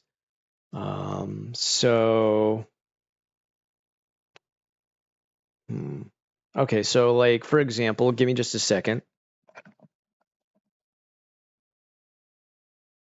Oh. Yeah, coach.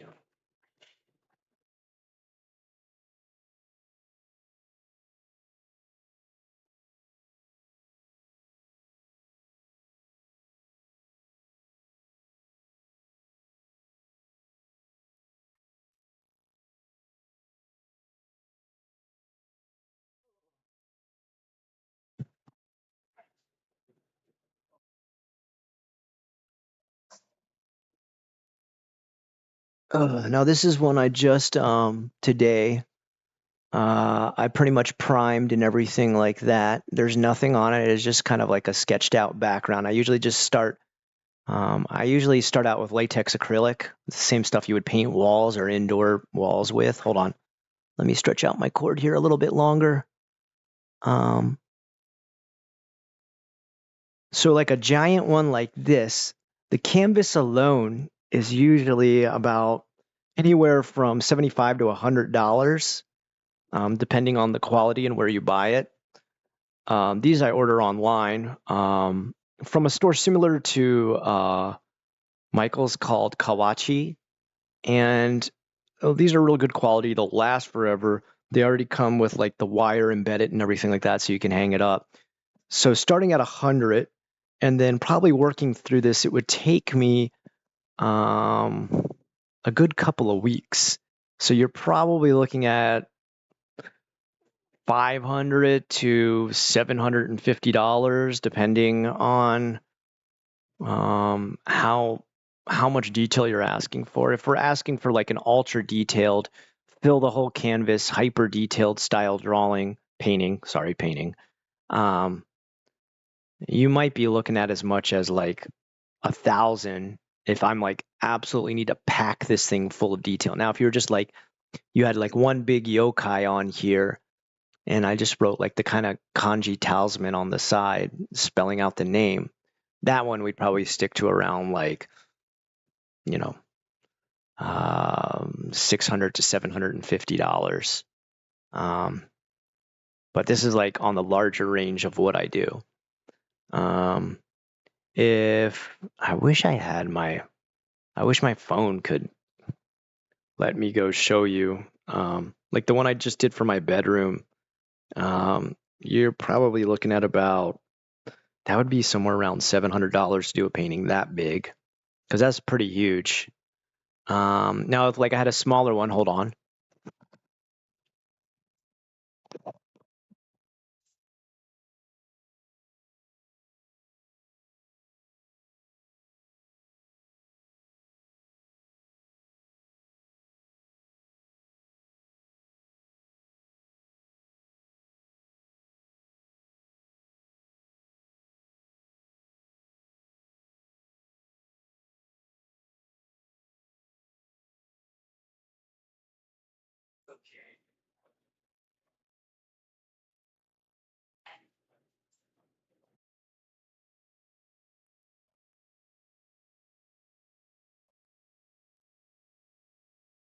Okay, there we go. Now, here's like one where I found a painting that was just kind of like an ugly painting. So, I primed the whole thing, painted over it. Obviously not my original work that was on this. It's just this really ugly picture of a manatee. Manatees, beautiful animal, very intelligent, very cute. Would never want to hang up pictures of manatees in my house. I'd feel like I'm at like an old ladies knitting club in Florida. So I just reacclimated this by priming it and then preparing it in the same manner I did with the canvas that you just saw. This one would obviously be a lot cheaper because number one, I'm just reusing something from an older painting. Number two, it's already put into the frame and everything like that, so we get to skip a step as far as having to like prep it. And it's just, it's also smaller. This is probably like a 3 feet by a foot and a half. So you'd probably be looking at like $400, $500 for this because, you don't have a canvas that I had to buy. This is just kind of like I found old art and I painted over it and stuff like that. So, I mean, it's still pretty massive. Like this would take up a pretty big place in your house. And then it also would depend on whether or not you wanted it in oil, if you wanted it in acrylic. Obviously, oil costs more because oil, the actual paint itself is more expensive, and it actually takes like way longer. Any of you who've ever painted in oil, you know how it is. It's actually, I'm not a big fan. I think oil gives you a lot more depth, a lot more. You can be a lot more creative with it. But the problem is you have to keep like waiting a couple days for it to dry all the time. And then also oil's like a pain. If you ever get it on anything, you're not getting it back out. So this is me marketing myself right now. Okay, Split Fries Media, welcome back. Glad you're back, bud. All right. Let's see what else you guys been saying while I did that little. What else? Okay. I don't know, but like smaller stuff, like, okay, those like pictures I posted today, those tiny ones. I mean, that would be like just, cheapy little like $25 to $50, depending on like how much detail you wanted on that. Like I wouldn't charge a ton for those. Those only take like a couple days to do. That's like 2 or 3 days and you're done. I usually have to just do a prime. I have to prime it first. Then I do an undersketch. Then I do like a rough underpainting. Then I go back over with like a detailed painting with like the fine brushes. It takes actually multiple brushes. And then after all that's kind of settled down and dried for a bit, that's when I go in for like the really deep, detailed layers, like the gradients and, adding like, light points and shade points and stuff like that, giving it depth and everything like that. Those are probably one of those would be like $25 or something like that. And, and they're about that big. They're a little bit bigger than like two postcards put together. Are you the cool teacher, like letting the kids call you Mr. Scott? I don't let them call me Mr. Scott because we do actually have to follow a certain type of protocol. If they can't say Ackerman like little kids, I just say you can call me Mr. A. I do. They're actually, you know what my kids are shocked about? That when they talk about something YouTube, I'm like, oh yeah, you guys watch that? Like Schoolboy, what's his name? Schoolboy 9 or whatever, Schoolboy 29 or 69 or something. Like that was just a big issue on YouTube, and my kids in class were talking about it. They're like, that thing's. What do you guys think of that? It's so weird. And I was like, yeah, it's a creepy person. You guys realize that it's just like an adult creepy man. Like, stay away from people like that on the internet. They're like, oh, Mr. Ackerman, you know about Schoolboy number 9 and stuff. I'm like, yeah, dude, of course. Like, or they'll start talking about streamers, and they'll be like, this guy is really cool, but I'll be like, Kai Cenat's like the awesomest because he plays Elden Ring. And they're like, Kai Cenat? Oh my God, Mr. Evan is crazy. So they're always like, I guess that kind of makes me the cool teacher in that sense. The funny thing is that they're always amazed that I can do art. Like they're like, Mr. Ackerman, you're like an artist. I'm like, well, that's probably a good thing since I'm the art teacher. Or like I have like some of my art hanging up in the classroom for different styles like watercolor, acrylic, and oil. And it's because like I have an advanced class that actually does do those things. And they'll be like, Mr. Ackerman, who did this? Like who painted this? And I'll be like, I painted it for our advanced acrylics class. And they'll be like, wait, you can paint like this? And I'm like, yeah, like I have to know how to use the medium. Like I wouldn't be like, but I mean, I guess I did have art teachers in the past who didn't even know how to do or use whatever they were trying to teach me. So I guess I kind of understand them to a certain extent. My high school teacher, she was garbage at art. She couldn't draw worth a damn. Let's see. That's awesome. Your school takes care of you. I recall you saying that you would keep getting screwed over from the various schools you worked at in Japan. Yeah. Yeah. The schools in Japan did not, they would never. The worst part about doing a little extra in Japan, like going the extra mile, like adding a lot of quality to your work, like using multiple talents to add to your school's curriculum or setting or teaching or whatever, is that they would never ever like give you any kind of props for it. Like I'm not even like so, I need more money, money, money, money. Why don't you give me more money? Like the little things about just being like parents come to an event and they're like, by the way, everyone, if you look up here on the wall, Mr. Ackerman has painted the entire gym wall with a giant mural. Like, you know how much that means to like an artist? Like that means so much to like actually get your art talked about, to actually get your art seen, like that's our biggest payment. Like that's, I don't want to sit there and be like, yeah, I'm the awesomest. Look at my art. I'm sick, bro. But like, we just want acknowledgement that we did it, that we made a thing. You know what I mean? That is like the best way for us to leave like an immortal mark on something. It's hung up in the school. It's part of the school wall. People have had, stuff that I painted. They'll let me just add it to like auctions at the school and stuff like that. And like, I don't even make money off of that. I just donate it for an auction. But it's going up in somebody's house, and they're using it as like an art piece in their house that they like look at, treasure, enjoy, maybe even model certain aspects of the color of their house around. Like that's a reward, man. That is like, I don't know, just really cements the feeling of like feeling like I have contributed art. I have done a thing that is being used as a thing in people's life.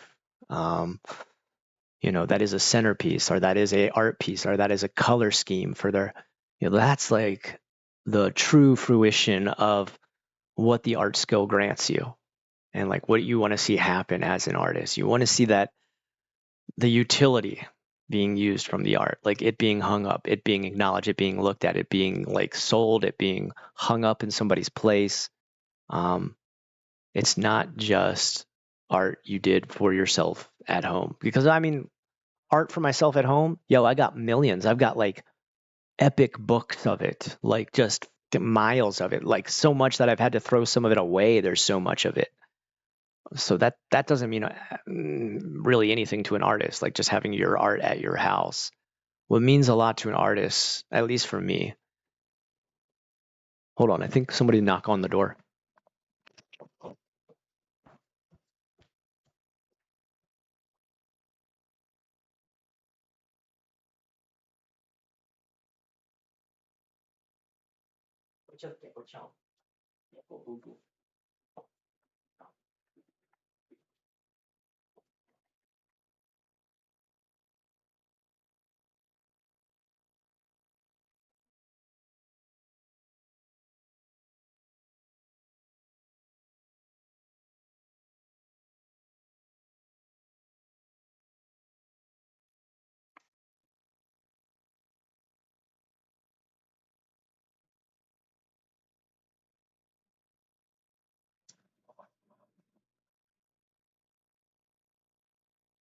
Oh, right. Actually, do you guys mind? I'm gonna stand up for a little bit. Um, I've noticed one thing that starts to like end the streams early for me is if I sit down for like too long and start to relax in my chair. Like I feel my eyes start closing. Like especially when I start to get close to 10 o'clock. My bedtime's 10 o'clock. Like, I go to bed at 10 o'clock almost every night. So even on a night like this where I slept in late, try to enjoy a little more sleep, my body's like, all right, nighty night, Mr. Ackerman, good night. And like I want to stay up. I have a friend coming on later that I want to play. What the heck? Yeah, that's kind of creepy. Um, I just came back and this was on my keyboard. Like I didn't type this in. Wait, what happened here? Why? Whoa, this is crazy. Okay, I don't know how I did this, but unless my like cat jumped on my keyboard, but it just says Osoroshi, and then it has the number 7 typed in over 1,087 times past the mark of like how much you're allowed to type in. That's kind of creepy. I don't know how I did that. I don't know if I was like leaning over or what. There we go. That was what I just typed.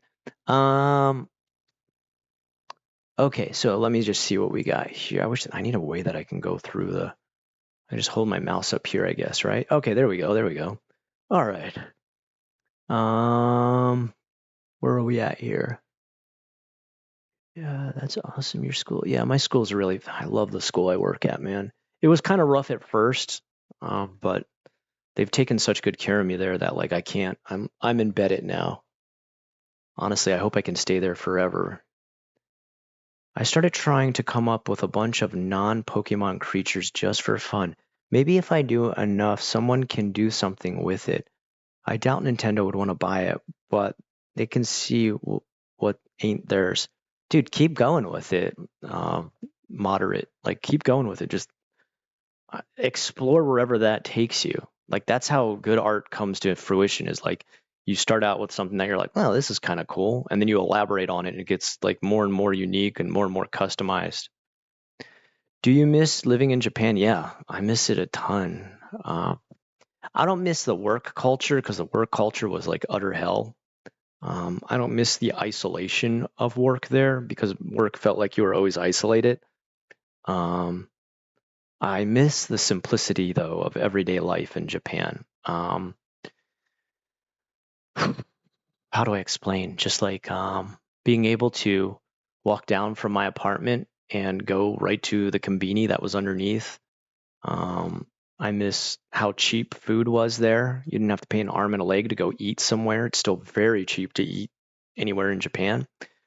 Um, I miss the fact that if I wanted to get to another location farther away, I knew exactly when the train would come and it would always be there on that exact time. And I'd never need to get into a car, have a driver's license, pay car insurance, worry about accidents, worry about like checkups on my car. Um, I miss the simplicity. Like Japan life is pretty streamlined. And there's a lot of complicated stuff in America that I find um, aggravating. Like I would never try to use public transportation in Florida. It's not very reliable and it just doesn't really take you anywhere you really want to go. There's no trains. There's no subway, obviously. You can't dig underground in Florida. There's no monorail. If you call a taxi, the taxi might not even show up on time. I guess Uber works, but it costs an arm and a leg. Um, and like taking the bus is just kind of like, yeah, good luck. What's your thoughts on Gyaru?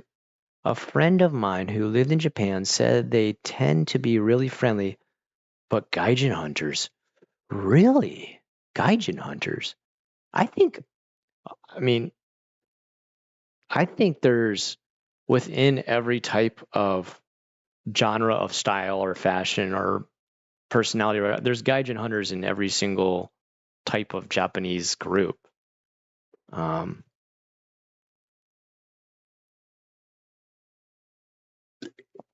I've always found, yeah, the Gyaru or Yamaba, same style, and Yankee to be, yeah, really quite friendly. I would have completely agree with your friend.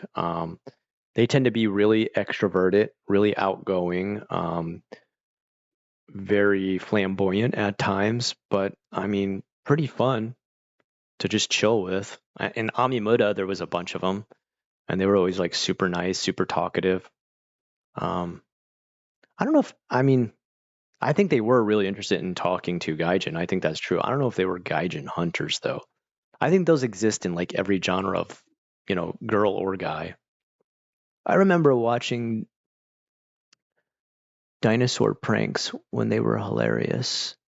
Dinosaur prank? Oh, you're talking about like on Japanese TV. Yeah, those are pretty crazy, right? Like I like those. I don't know if those are I think those are probably pretty real.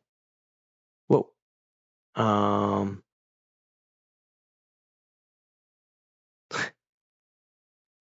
uh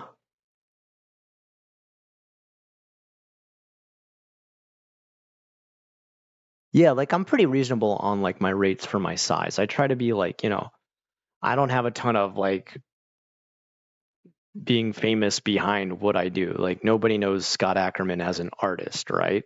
So I can't really throw my weight around as far as prices are concerned with fame. Like those are the people who can make like the mega bucks, where they'll sell a tiny little picture as small as the ones that I put up on the wall in my bedroom that are like two postcard sized together, and like they'll sell them for like thousands, and you're just like, how do they do it? And they got fame, they got notoriety, like they're known within circles. And if someone sees their painting at your house, they'd be like, oh wow, you got one of his pieces, amazing. Like, so that's why I try to stay reasonable. I'm not, you know of the mind that, I have some sort of ego to sell along with my painting. um I could Did you want to say I could never paint with oils? I use watercolor, and waiting a few minutes for it to dry is long enough for me. I understand that, dude. I understand that, Alejandra. Um, yeah, dude, oils drive me insane. Like, I loved it.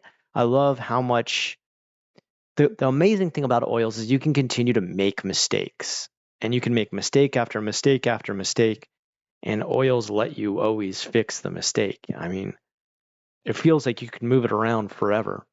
Um, One of the first things I had to do in oils when we started working with them in college is you have to copy a masterwork. And I would copy Caravaggio's, uh, I always pronounce this name wrong, Velazquez. I did a bunch of theirs, Made with a Pitcher, Girl with a Pearl Earring. I did master copies of those, and I felt like those are out of my league, but they weren't because you had so much chance to keep reconfiguring the shape. You could keep working on it, loosen it up, shape it again, loosen it up, put some linseed oil, reshape it again. And you're layering, so you're like, oh, this isn't dark enough. This is almost dark enough. This is the darkest. All right, I got it perfect. Like, that's the beauty of oils. They let you make like a lot of refurbishments to your painting as you're creating it. But on the downside, it's like you're getting super hyped. You're like, I may actually finish this today. And it's like, no, you can't, dude. You need to wait for it to dry like 48 hours before you can go and touch it again. I had a friend who was like, he was deep into oils. And the way he handled that is he would start like 5 paintings at a time.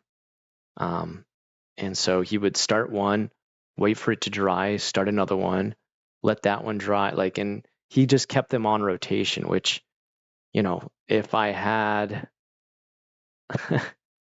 a dedicated, I have like a studio, I have like my own little studio, but I would need to have like a dedicated life to art to be able to handle that many paintings and the rotation. I wish I could live that kind of life. That would be like a dream, but it's not in the cards right now, at least. Maybe one day, maybe when I retire, I'll make just art my full-time life goal, because I'll at least have a steady Social Security income, hopefully coming in, maybe a 401k. I have a 401k.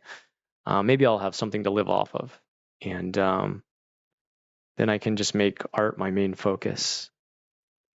That would be the dream.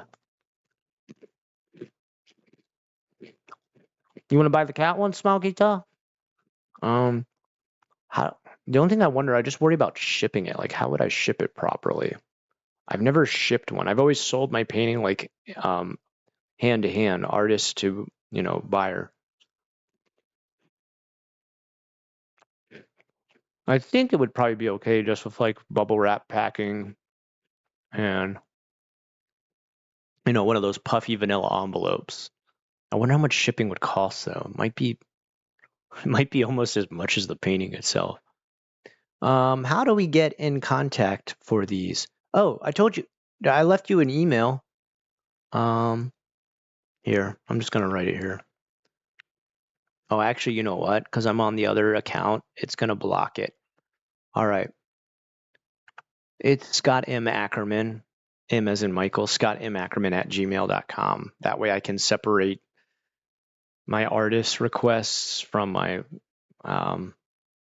Osoroshi or unrested requests. I have like a bunch of different emails, but that one's usually, if anybody ever asks me for a commission, they go through like my actually name email, Scott M. Ackerman. Blah, blah, blah. You're definitely the cool teacher. 1, you're art teacher. Number 2, you have cool tattoos. Number 3, you do YT. They always try to find my channel. Kids are curious, man. Like, they'll research your name and stuff online. I've had kids like research me and be like, I found out you're a YouTuber.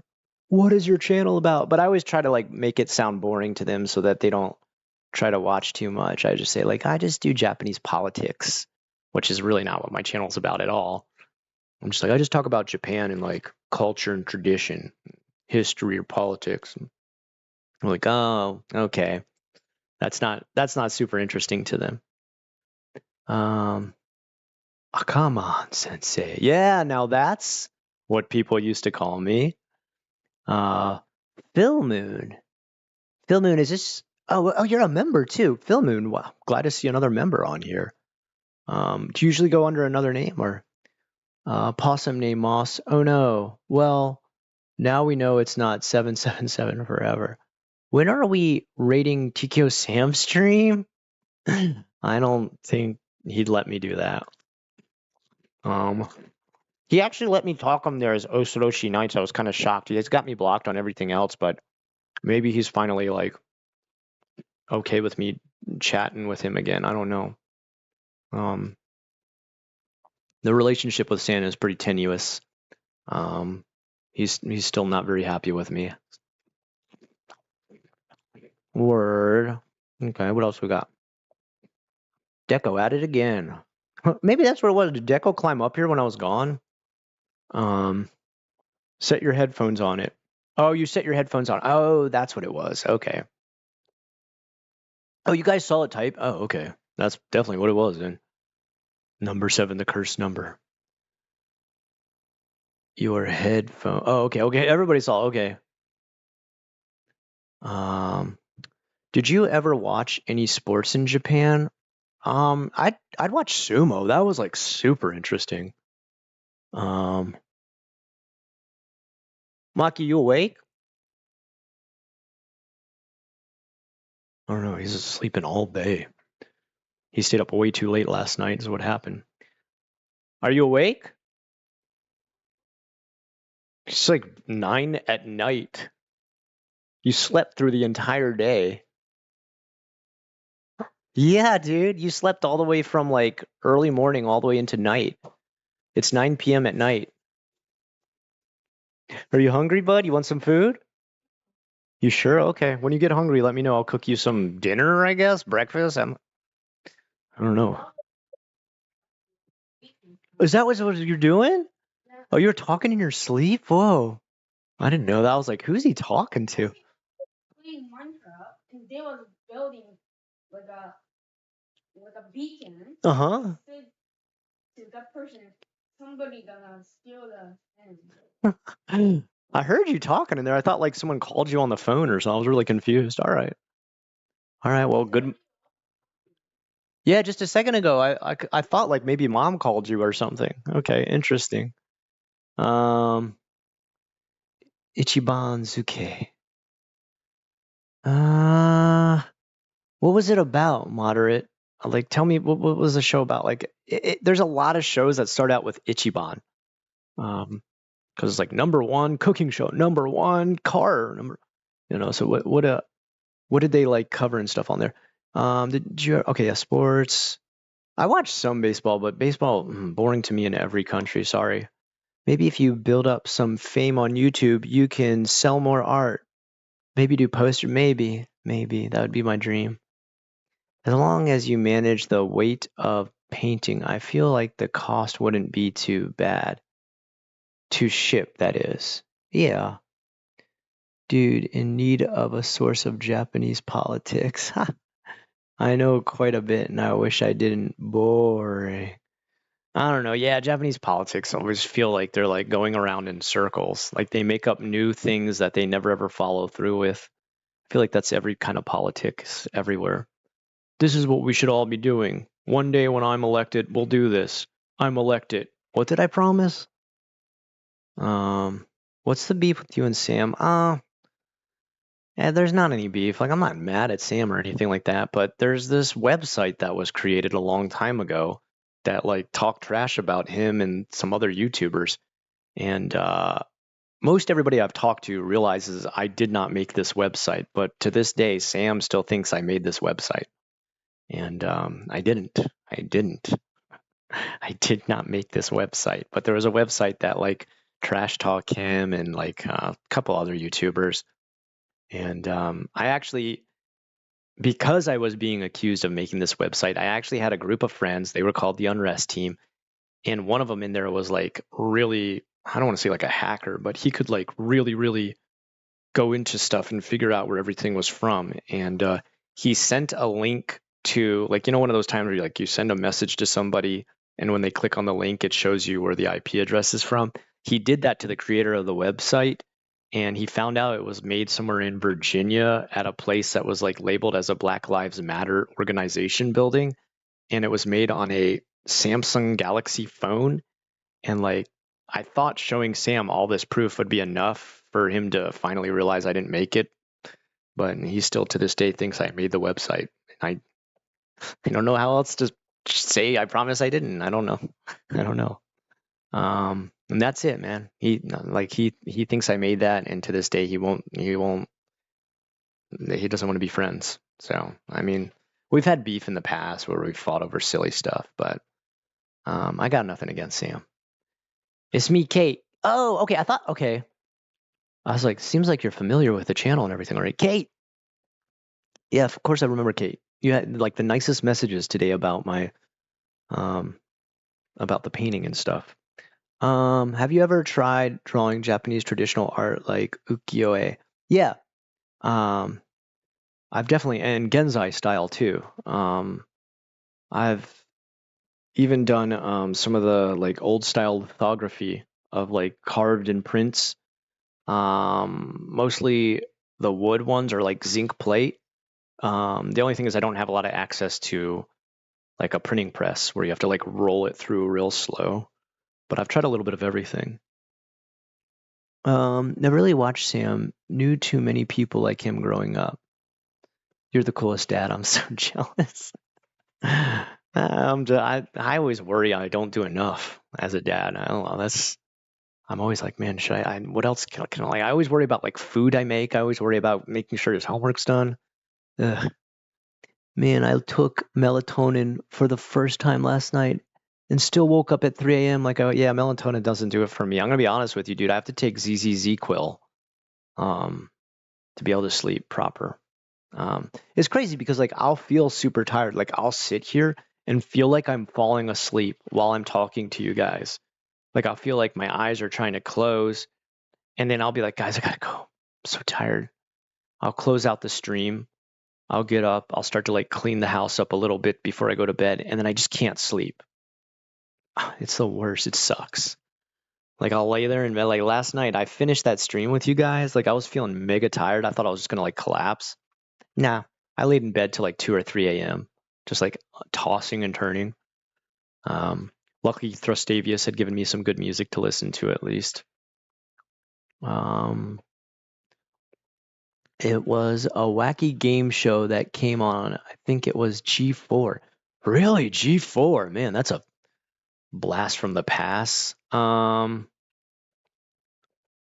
don't know. There's like so many shows like that in Japan. Like they get all kind of like jumbled up in my head.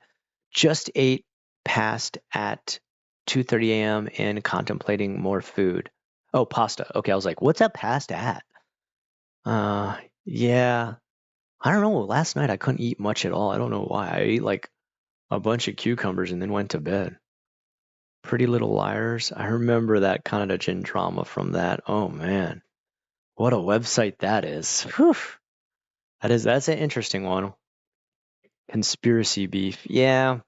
Yeah, it sucks because like I wish there was some way to I don't know how else you prove that you didn't make something if even after I showed him like my friends had figured out the IP address, like where it was located, like what kind of technology it was even made on and everything like that. Sam still didn't believe me, so I don't know what else other kind of proof you can. The crazy thing is like I was working like 24/7 when that website came out.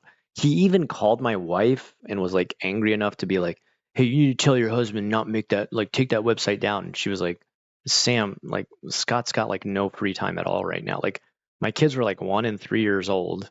Um, I was working like 12-hour days, dropping them off at daycare in the morning and picking them up at night, and like pretty much collapsing and going to bed. It was like the busiest, craziest time of my life. And like even my wife was like, dude, what are you like? He has no time. Like Scott doesn't make websites. I mean, like, can you think of like any website I've ever made? A long, long time ago, a viewer tried to help me make Unrested JFAC website. Like, and that was like 2009 or something. And that's like I think the only website I've ever touched. I'm not a website making dude.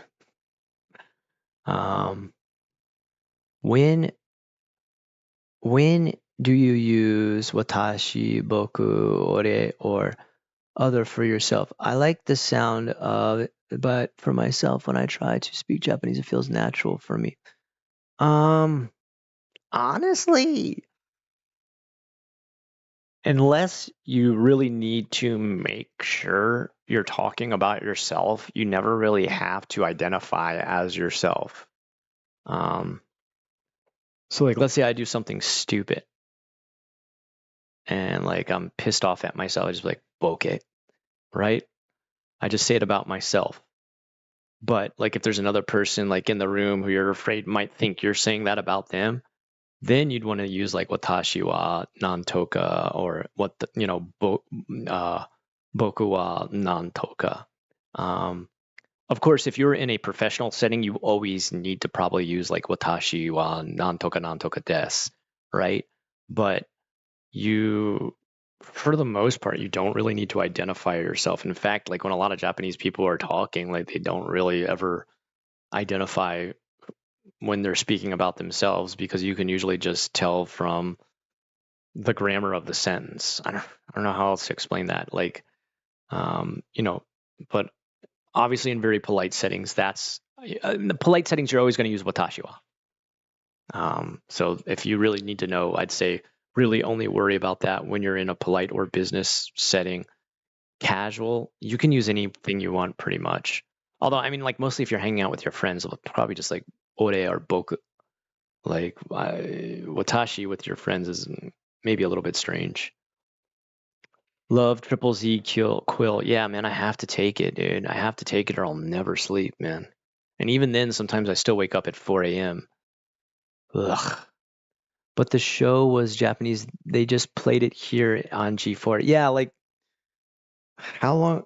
See, the problem is like there's a million shows. Okay, you know what? I'll look it up at some point and like tell you what I think about it. There's so many shows I've watched where they just all kind of jumbled up in my head. Sounds like an excuse. He probably dislikes you for another reason and just using the website as an. Yeah, that could be right, Alpha Omega. And if that's true, like whatever I did to make him feel that way, like I'm sorry, like I wish we could get over that.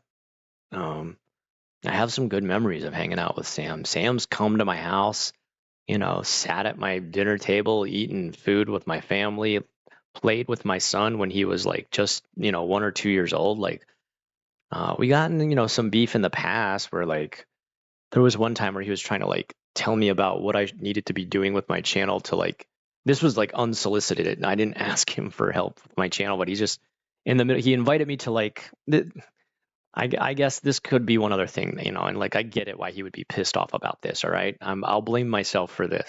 He invited me to a group online, which is like SMS is for a chat group that had like a bunch of YouTubers in it, like pretty much all of the J vloggers at the time. We were all in the same group.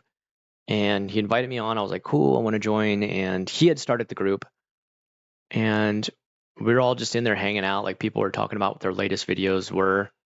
And someone asked me, they're like, what are you doing now? And I was like, oh, recently my newest video is about introducing newer J vloggers to the rest of the people who watch J vlogging channels. And like in the middle of it, Sam spoke up and was like, that's not what you should be doing. And I was like, oh, okay, thanks. Like I wanted to like kind of end the conversation right there. Like he was like, you need to do this and this. And like the reason your channel is failing is because you need to do that. And I was just like, I I was really rude. Like he had half the subscribers I had at the time, and I'm sure I know I said something super rude where I was like, well, if I ever want to have half of the subscribers I have now, I'll definitely take your advice. And then like he got even ruder with something else. He's you're just not listening to me. I'm giving you good advice, and I'm like, advice I never asked for, Sam, and something like that. And then he kicked me out of the group, and I was pissed because I was just like, first of all, like you just start giving me advice in front of all these people, like telling me what I'm doing wrong with my channel. Kind of like I don't know, felt like he was trying to embarrass me in front of everybody.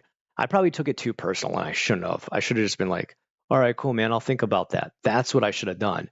But I had an ego at the time, and I let my ego get to me, and I spoke up in a way where I just like, poo-pooed any idea he put in front of me, which, maybe he was just trying to be like nice, and I was being too crass. But I just didn't like the unsolicited advice, and I didn't like it being offered to me in the middle of, and so I got really like, I got a big attitude, and I was just like, I don't need this advice, man. Like, if I want my channel to be half the size it is now, then I'll take your advice. And he was like, screw you. I'm just trying to give you good advice about your channel. And like, I was like, yeah, I said something really mean. I think I said, I'll take your YouTube advice just along with your like weight loss advice. Cause he was doing like a series on at that time that was about like working out and losing weight, and I just thought it was preposterous, like coming from him. And it, looking back on it now, I was an asshole. I was a complete asshole. All right. And then after that, after him and I got into that fight where he kicked me out of the group, that website came out right after that. And so everybody pointed to me. They're like, had to been Ackerman. Ackerman was the one who was pissed off that he got kicked out of that group. So he definitely made that website. So it's like someone in that group, connected to that group, probably saw that happen, made the website because it would be really easy to track to me as far as like, well, who's the most suspicious person? That would the person who just got kicked out of the group. And I've been fingered for that website ever since, man. The other people, when I showed them all the report that I got back from my friend who found out the IP address where it was made and everything, every single person was like, oh, dude, yeah, this is like legit. Like, definitely, this is where it was made. It wasn't made by you. It was like made in an American time zone. Like, it was, from an American IP address. And they were cool with it. They've all like dropped the whole thing, but ever since then, like, Sam's never ever believed me that I didn't make the website. So I shouldn't even be talking about this. I don't want to stir up like drama and stuff like this, dude. Anyway, whatever. I'm sorry. I should have never said the stuff I said in the past like that. I was being a complete asshole at the time. I just got pissed because I was like, cornered in the middle of like a group of my peers, and I didn't like it. So there's the whole thing, man. I really spilled the beans there. Holy cow. Hold on. Let me get back up here. What happened here? Okay, there we go.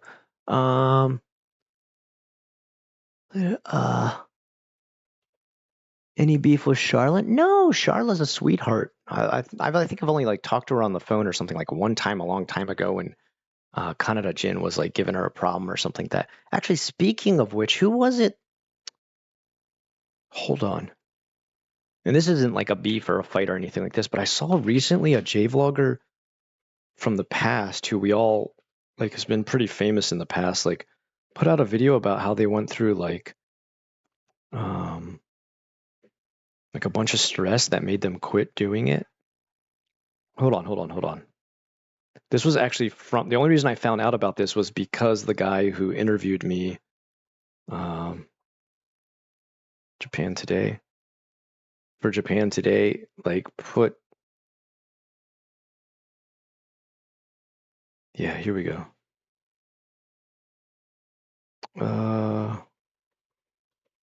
Hold on. I'm opening it now. All right, he talks about Paolo from Tokyo, which great creator. Very, very cool. Who was it? Michaela. And what did she put this out? Hold on, let me check. Oh, it's not actually a hyperlink. That's actually just a JPEG of her. Okay. Well, now I can't see when she put this out. So apparently recently Michaela, I don't know how long ago this is because I can't click on. I thought the video was actually like a hyperlink. He didn't hyperlink the videos. That's kind of sucks. Why I quit sensitive content. Hold on, like I want to go to her channel and actually see what why didn't he actually hyperlink it? I'm kind of disappointed that he didn't do that. It's like write an article and like show her channel but only make it a JPEG. Why isn't it showing up from that? Am I spelling Michaela wrong? Hold on, give me a second. Am I spelling her name? Did she take her channel down or something? No, I spelled it right. Okay, I'll just say Michaela Japan. Maybe that'll do it. Oh, there we go. Videos. Life update. This wasn't that long ago. Oh, how's it going? It was only 1 year ago. Okay, so apparently a year ago she put out one about like a bunch of stuff she went to. I'll have to check this out at some point and see what happened because she did like dip off for a while. I mean, it makes sense, dude. Like we all go through like a dark period where making YouTube actually becomes like the last thing on your mind, or you're just like struggling with life so much that you're like, how can I put on a face that's ready for YouTube? Yeah. Just like Scott said, it really depends on who you're talking with, Ricardo. Yeah, I enjoyed the banter between you two. G4 also played Takashi's Castle. Wow, that's a real callback. No, it's cool. It's not important. I couldn't find it on the internet, so I was asking you if you heard of it. I don't even know the name for sure, but it was a crazy kind of fun. Yeah, there's like a bunch. There's some good ones on there like that. Ricardo Contreras. That's who's on here right now. Thank you for always being a member, Ricardo. You're one of like the original members. I just want to say there's an iguana that hangs out by my window, and I named him Senor Ricardo. I'm sure he's stoked to learn about that, Alejandro. Damn, his weight though. Wow, that's some drama. Bad timing too. Yeah, almost 10 p.m. and my cat is singing the song of his people. Just so happened Tokyo Sam has his own live stream going as we speak. Yeah, I mean he's doing really good. Like his live streams are like I think he like makes some like a serious like part of his living off of live streams, which congrats to him on that. Like that's awesome. I wish I made enough live streaming. It's fun. It's really fun. If I could also make it part of a living, like that'd be amazing. But he's figured out how to do that, and like my hat's off to him for that. Like that, that would be awesome if I could support myself partially just from live streaming. But at the same time, I don't want to like ask people to pay for me to live stream. The payment is the friendships we made along the way, is it not, my friends? Okay, I think I can probably sit down again now. But I was definitely. Oh no, I've dropped out of camera view. But I mean, he's really like, he's like cultivated and put together like a great way of like streaming and making it part of his living in Japan, which is awesome, dude. Like I'm jealous of that. I'm not gonna lie and say like, yeah, whatever, dude. No, that's awesome. I'd have to make to make it like part of my living. God, I don't know how I would do that. I don't even know. I don't know. I hope you guys don't mind the eating on camera. I'm still not finished with my dinner. Hey, let me know as soon as you're hungry, okay, bud? I'll make you some food, all right? But honestly, like, I wish him and his channel the best, man. Like, I know we've had our beef in the past. I'm more than I'm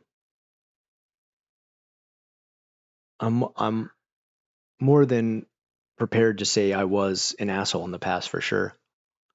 And I'm not gonna like try and deny that and be like, well, he was in the wrong to like, no, I was a fucking asshole. I used to take my channel like way too serious. You guys know this.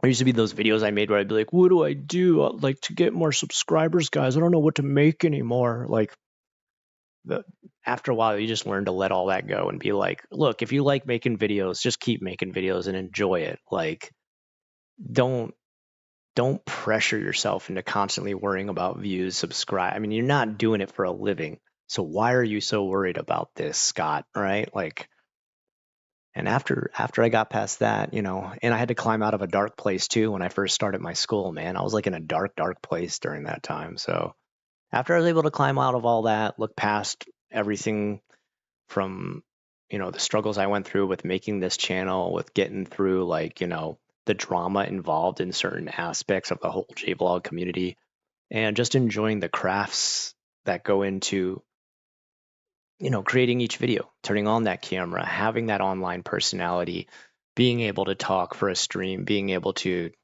get through an entire video in one take, coming up with the stuff to talk about for Osoroshi, and enjoy finding, exploring, and researching the folklore that comes with it, and just enjoying it for what it is and not worrying about it being a monetary device or a subscriber count or a viewer number. Just enjoying the creation process. After I got back to that, I was like, everything I was ever angry about in YouTube, everything I ever worried about or stressed about on YouTube, anything that ever bothered me in the past, like even things, like I said, like haters or like trolls or naysayers, or none of it bothers me anymore. It's just fun to create, fun to talk to you guys.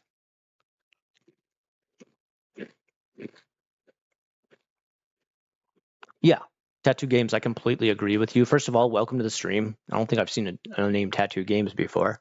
Having a tight community is better than having a chat that is scrolling at 1,000,000 miles per hour and can't see anything. Yeah, I would much rather enjoy this, like reading comment by comment, commentating back on what you guys have input. This is fun. Any former JVlog colleague you miss? I really like Texan and Tokyo and Just Jen. Texan and Tokyo recently came back. She did like an update. My all-time missed JVlogger, I've said it before, Betamax DC. Betamax DC was the OG of, by far, the most charismatic, the funniest, the most creative, just a cool guy. If there's any guy I could go back, any friend I ever made, any person I ever collabed with where I could get back in contact with them again, just talk to them, maybe hang out and have a chat and see how life's going, is Betamax DC, man. Coolest guy I ever met while doing this whole hobby. I'd like to. I haven't talked to Busan Kevin in a while. I'd like to get back in touch with him and just check up on how life's going. Has YouTube been nice to you lately? Because I remember you used to say like YouTube is unsubscribing your followers. I feel like it's definitely been more fair recently. Like I've actually been gaining subscribers rather than just like losing them all the time. There is one aspect that I still kind of sucks, is like if people haven't watched your channel in something like, I think it's like 2 years or something like that, YouTube will automatically unsubscribe them. So even though I'm always gaining new subscribers, I will forever be losing them because, of course, there's not going to be the people who were around 16 years ago watching my channel. Like, they're not coming back. So I have to like refresh it. If I hadn't taken a 2-year break, maybe my channel subscribers would have kept climbing instead of taking a dip of almost 20,000 lost. Well, I guess not 20,000. It's like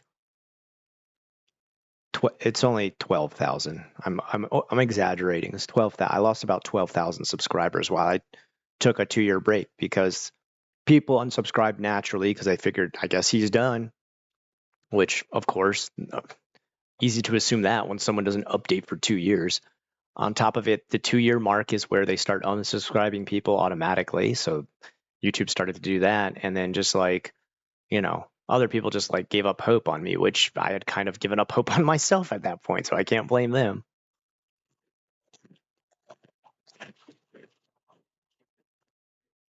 Oh no, your drawings got nuked from an update error? Oh, dude, I'm sorry. Dude, that sucks, Possum. I'm sorry. That sucks. You've been in here a lot? Oh, have you, Tattoo Games? Did you come in here under another name ever? Oh, maybe. Oh, do you mean you're just like lurking and like listening, which is fine? That's fine too. That's cool. I mean, honestly, that's cool. I'm happy we provide that though. That's what I enjoy listening to too, is like streams where the chat is interesting enough where I just enjoy listening to people talk back and forth between the comments and stuff like that.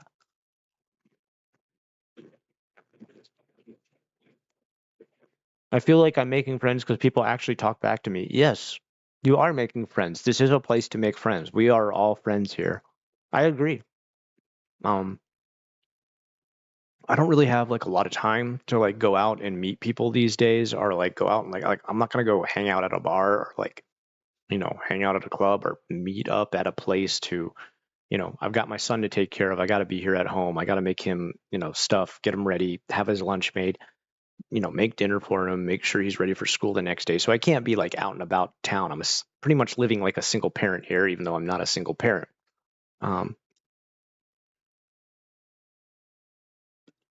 So by far, this is the most fun, most convenient, and most satisfying way for me to hang out with friends. And that's honestly what I've been using this stream for.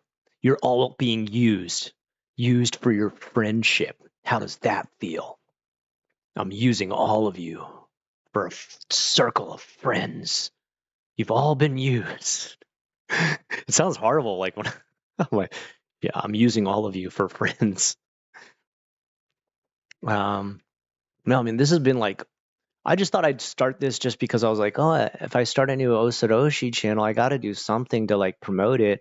I guess I'll do a stream or something. Like, I thought I'd literally do like one or something and be done. Just be like, okay, I just wanted to let you guys know, heads up, it's coming out. But then after I did the first one and I saw people actually show up, like, I was like, oh, people will sit around and listen to me talk for hours? Wow. Okay, cool. Let's try this again next week. And then I was just like, whoa, even more people. And then I started to get regulars, and I'm like, now I have people I feel like I've made friends with and building friendships with. This is really fun. Um, Sometimes I feel guilty. I'll be honest, I feel guilty if like we watch a movie and I don't say anything for a long time, but I gotta realize I gotta shut up sometimes. Deco, what are you doing? Hey, come here. Come here. What are you doing? That's a weird spot. You're gonna end up getting yourself hurt, silly boy. I know. I know. Hold on, let's get the camera down so they can see you here. I know you want to be a YouTube kitty. All right, hold on, give me a second here. Let me see if I can do this. I'll have to. Who's calling me? Oh, my wife's calling me right now. Yeah. Hello. Where is Maki? He's right behind me. Do you want me to go get him? Hold on. Yeah. Here. Go talk to mom, okay? I just talked to her yesterday, so I knew she was calling for him. I just talked to my older son this morning and then her all last night. So I was like, definitely she's calling for him. Anyway, let me catch up with messages here. But yeah, I mean, it started to feel more and more comfy. Like it was like as I kept doing these. And now it's just become kind of like a habit I enjoy. It's just kind of a cool hangout with you guys. Blah, blah, blah. YouTube, yeah, no demise, making friends because people actually talk. All right. Well, I'm glad you feel like it's a place you can hang out, Tattoo Games. Like, I do want to let everybody know, like, no matter like what your background, what your views are, as long as you like come in here and you treat everybody with the golden rule, you're open-minded, allow everybody to talk, no matter what your beliefs or their beliefs are. Everybody's welcome. I want to see as big of a mixed of group of people as possible. I feel like that is what expands our horizons as humans. I don't even have the OG of this profile picture now. I've changed my name a few times, and yes, Scott, I've been here for over 10 years. Dude, thank you for sticking with me for so long. I used to ask you questions when you were doing Facebook questions. Oh, wow. Yeah, you've definitely been around here for a while, Tattoo Games. The fact that you just said that you used to do the Facebook ones, yeah, that. Okay, you're an OG for sure. Scott's a Chad dad. I don't know if I'm a Chad. I'd say I'm a pretty low key, chilled out dude. The first video of yours I watched was Y Osaka JFAC 156 from 12 years ago. You're a real one, Aaron. Dude, that's hardcore, dude. Back when they were 156, I gave up trying to count them after I think I hit like 300 or something. I was just like, 3D Cal, welcome back. Does your family celebrate Halloween? Heck yeah, we do. We even used to in Japan. We had a lot of relatives who lived close by.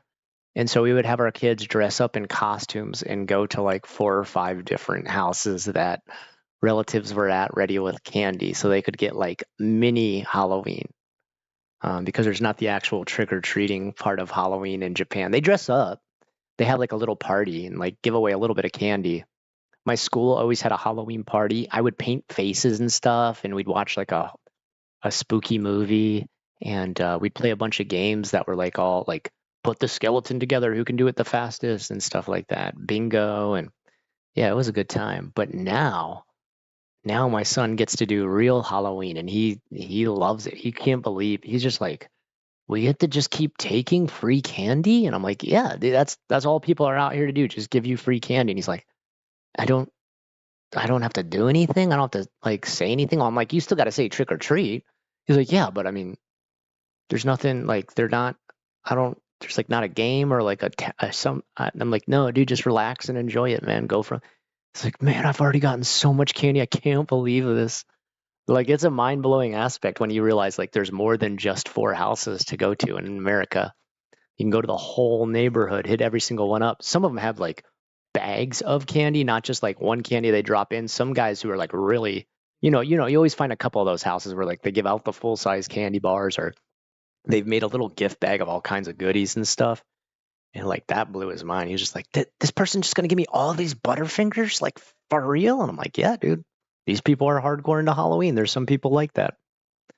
I love that about America, man. That's, a lot of people have a lot of negative things to always say about how we do stuff here in America, but think about that. Like, we've got such awesome traditions as far as holidays are concerned. Think about the people who give extra money, do bigger tips, hand out better gifts when it's like Christmas. Think about the people who get super excited and dress up for Halloween and put crazy decorations in their house that's like massive, Jack Skellington statues. Like, nobody sees anything like that in Japan. And like, coming here and showing my kid how excited people can get about holidays and how much they do their own sort of customize, self dress up, self decoration that isn't like held back by rules, because Japan's always got rules. Like, it'd be like, oh yes, you can celebrate Halloween. One wreath, a Halloween wreath, can be hung up on your door for exactly 48 hours. Please take it down after that. Like, like there's like actually rules and stuff like that. It was like, oh, Christmas, yes. You may put one strip of lights on your balcony the day of Christmas. Please take it down. In Florida, it's just like, yo, you want to put like a massive blow up skeleton in your yard, and then also like one of those flailing giant like Jack Skellington things in your yard that's like so massive it's taller than your house, dude, go for it. I love that about America. That's, don't ever take that stuff for granted, guys, that we're crazy enough to do stuff like that, that we're, even as adults, excited about making holidays incredible and memorable for our youth. Like, we really, really do a lot that other countries don't think about or don't do when it comes to celebrating our major holidays. Like, we really go out of our way, even as old, grumpy, jaded adults, we'll go out of our way to like really, put on the Ritz for little kids. That's a beautiful thing about America. Cute family moment. Still married. I was afraid to ask. Oh yeah, dude. Yeah. Oh, married. I found the one, dude. I found the one, and I'm sticking with her as long as she'll have me. My wife is my rock, man. She's amazing. What else? What else? Okay. How does your family make you family? Still married? Yeah. I do. It's funny you say that, Alpha Omega, though. Like, there's like the angriest haters of my channel, which I really feel like it reflects on them. Like, they'll come and check out my channel. They'll be like, this guy's probably already like been fired from a job and divorced in Japan by now. And it's like, wow, must be your first video. It sounds like that might be your situation in Japan. You're just like, wow. No, but I totally understand. Like, yeah, it can be touchy. I always worry about what I ask with viewers too. Like, am I asking too personal of a thing? Can you ask your wife, what do you find charming about your husband, please?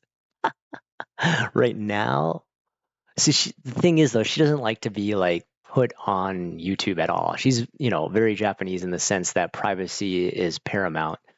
I could ask her when my stream is off and then come back with that answer. But if I asked her and put her on the spot right now, might not be too happy. So, is Shibuya still the party area for Halloween? That's a good question, actually. I've heard recently they've been thinking about stopping that from happening there because it was getting too trashed. It was getting too destroyed by partiers and stuff like that. Be careful, because every year there's bad candy with stuff in it, right? Really? Has that happened? When's the last time something like that happened? I mean, I always check my kids' candy no matter what, but I don't I don't think there's been an incident of that in like a really long time. I could be wrong, but um, Halloween used to be awesome back in the 90s. Not the same nowadays anywhere. I don't know, like the neighborhood I'm in does a pretty good job. They're pretty cool. What's your email again for art? It's pretty much my name with a M in the middle. M as in Michael, my middle name. Scott M. Ackerman at Gmail. I would put the whole thing, but it'll nab it. It'll take it off because I'm on my Osoroshi account and they think I'm trying to spam my own channel.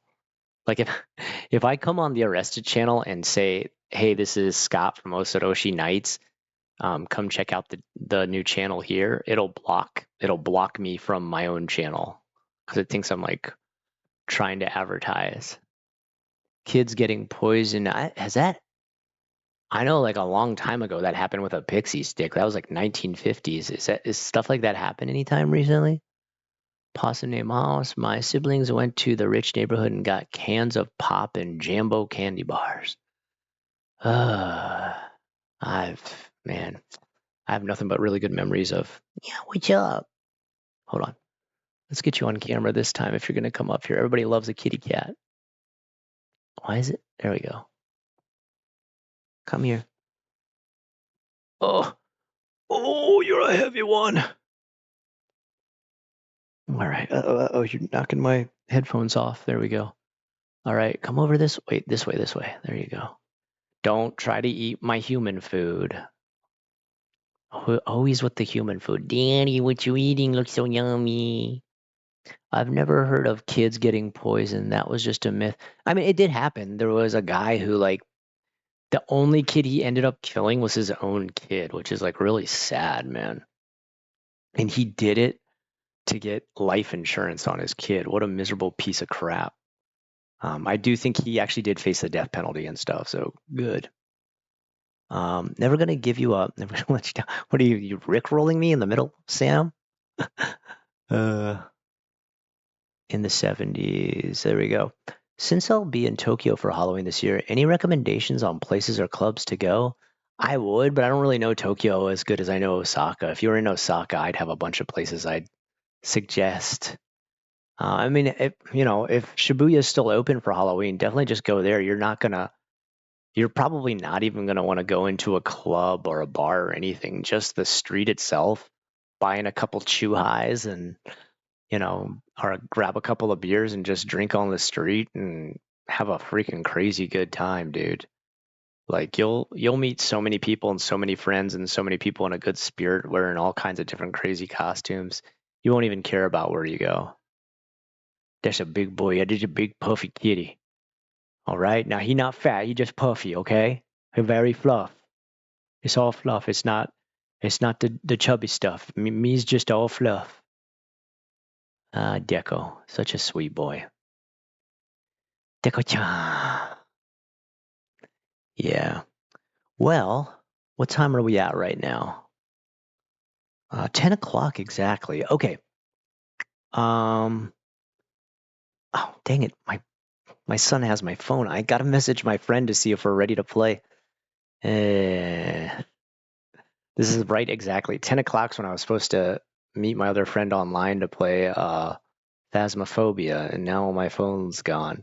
Why doesn't he ever use his phone? Hey, hold on, guys. Hold on just a second. Hey, Maki, I need to use my phone to contact Dan. Whoa. Careful, Bo. Oh my gosh, you almost knocked over all my food. Hold on just a second, guys. I'll be right back. Yeah, can you call him? Is she going to call you on your phone?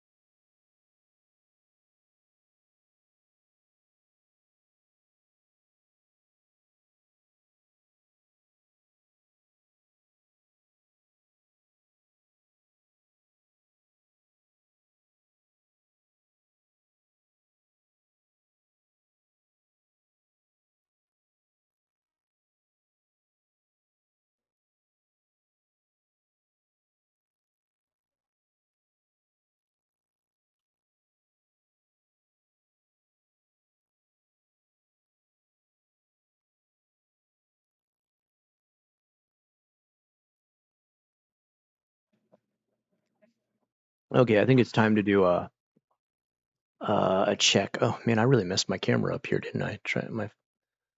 My cat kind of freaked out when I asked for my son to bring my phone back. I think probably because I yelled across the room. It probably freaked him out. Let's see. Now I got a crazy arch on it now. It looks like Shingeki no Kyojin camera angle. All right. There we go. Am I good now? Yeah, it's better. All right, guys. All right. Those of you who are still going to stick around, hold on.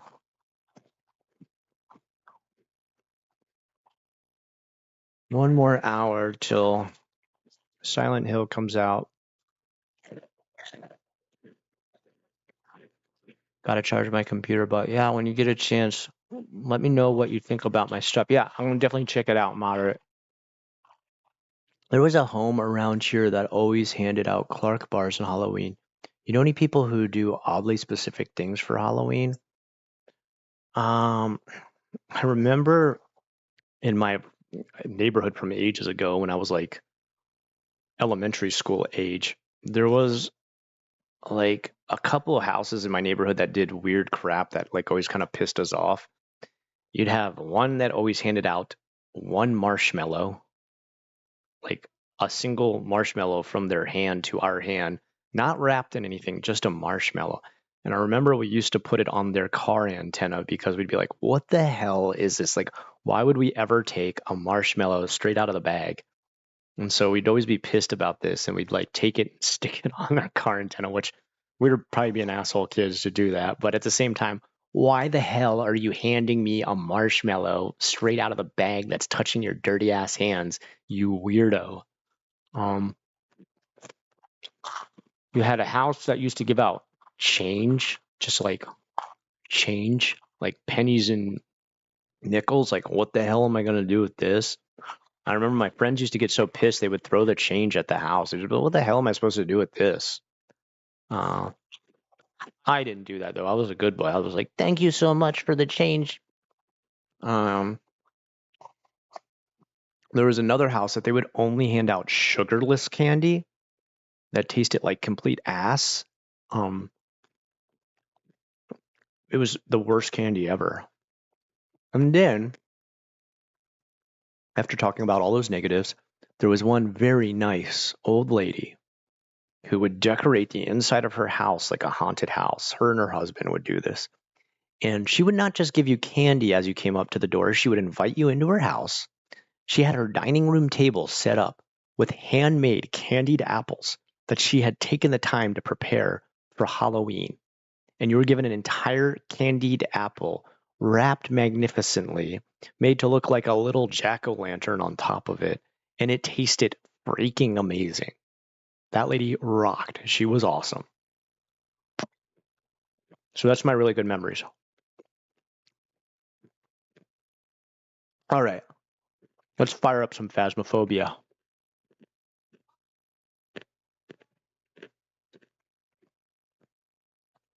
Hopefully I have everything turned on right so it doesn't slow down my bandwidth. Wow.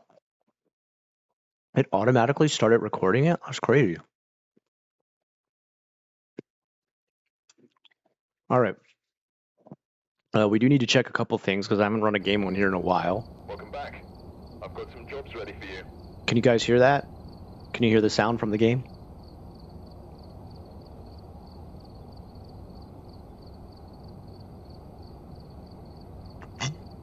Oh, that was wonderful.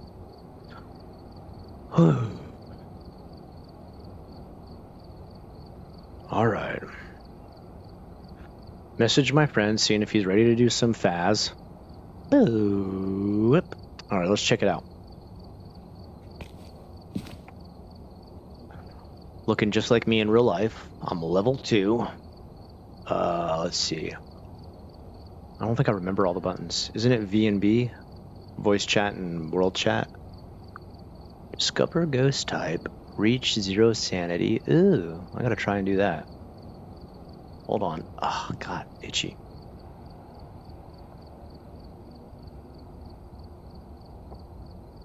That's the only problem with wearing gauges and then putting on headphones.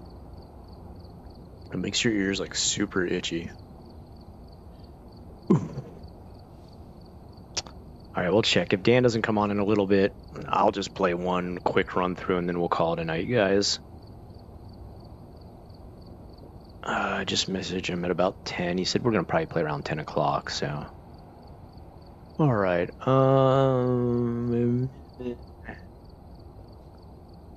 You know what? I'll just try to do a quick run to kind of like catch up. We're going to do the typical one. Actually, no. You know what? You had to see that one last time. Let's try a new house. I think it's a tiny one. Amateur level because I still don't know what the hell I'm doing. Ready up. Start. Let's go. All right. How's chat doing right now? Take a look at the equipment and prepare accordingly before starting the investigation. Got the intel. Looks like this is going to be a tough one.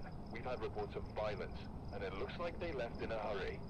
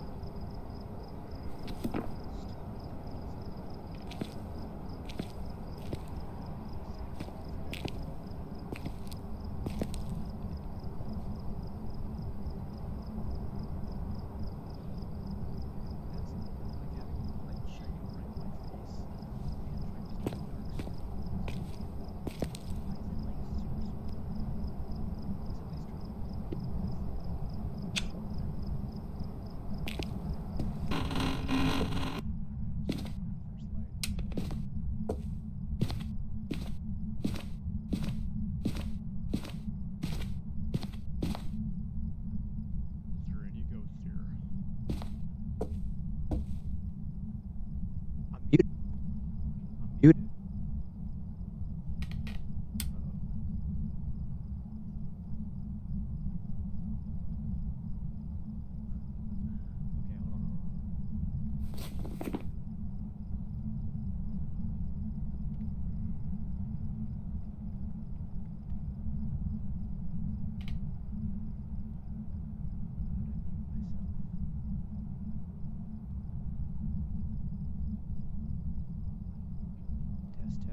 Test. Can you guys hear me now? Let me know if you can hear me okay now. Or maybe is it? Hold on, I'll type in chat.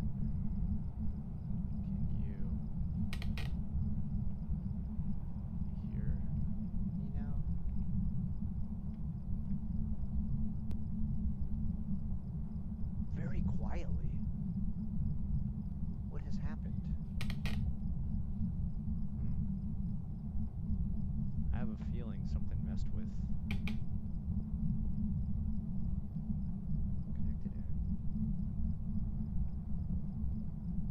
Can you hear me better when I do?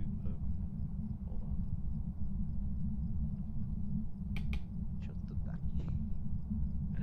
Okay. Hold on. Options. Video.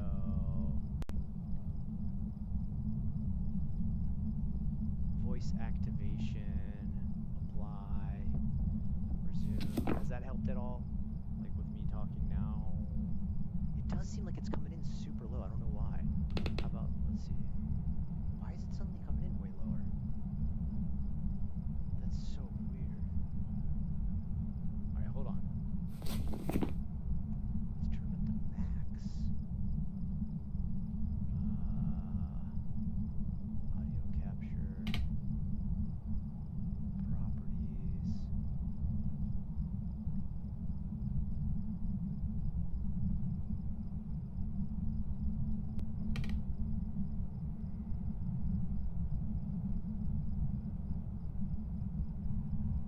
That's so weird. I don't get it. Okay. Well, it's coming in super low. Why so low all of this? I didn't change any setting. Is the game doing this? Okay, give me a second.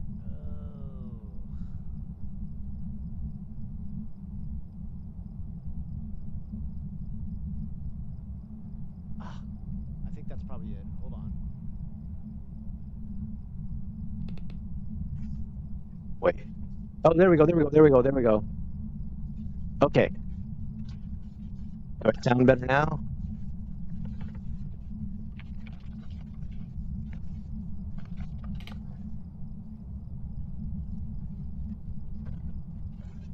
Is my voice louder now? It looks like it's coming in way stronger now. There's only a brief second where I got loud. It's showing up that it's hitting way louder now. Okay, I'm good now. Okay, this is kind of weird what it did. This is kind of crazy.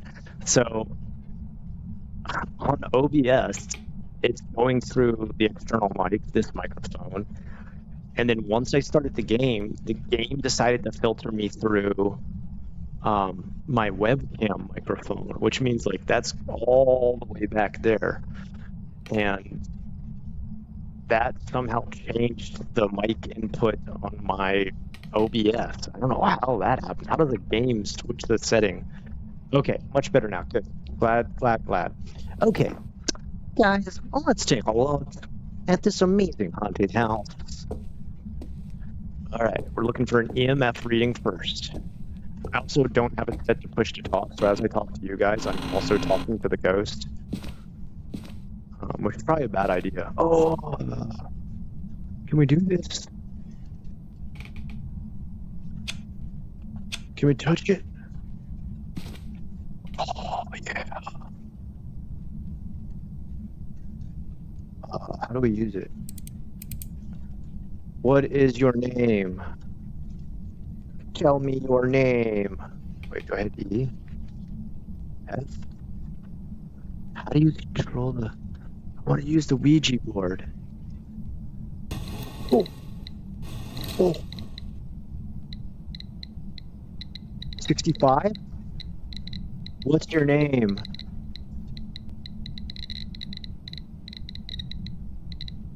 Tell me your name.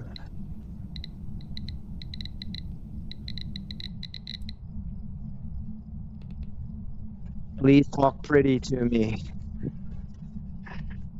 Well, that's weird. I've never seen that happen before. That's a new one. That's what I love about this game. There's all kinds of random weird stuff that happens. All right. Uh-oh. Are you going to use this knife to attack me? Won't even let me touch it. How come? That's weird. Wait, can I like hold it down and move it? No, it doesn't work. That's weird. I don't like it at all. All right, we need to turn on more lights. Ooh.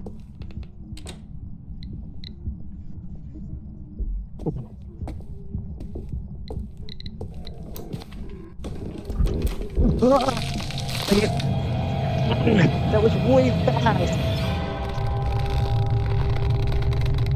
man. Can I go to my journal? Hold on. Hold on. EMF. Oh no. I've got some jobs ready for you. Oh, I got the EMF. I put it in time to get the money.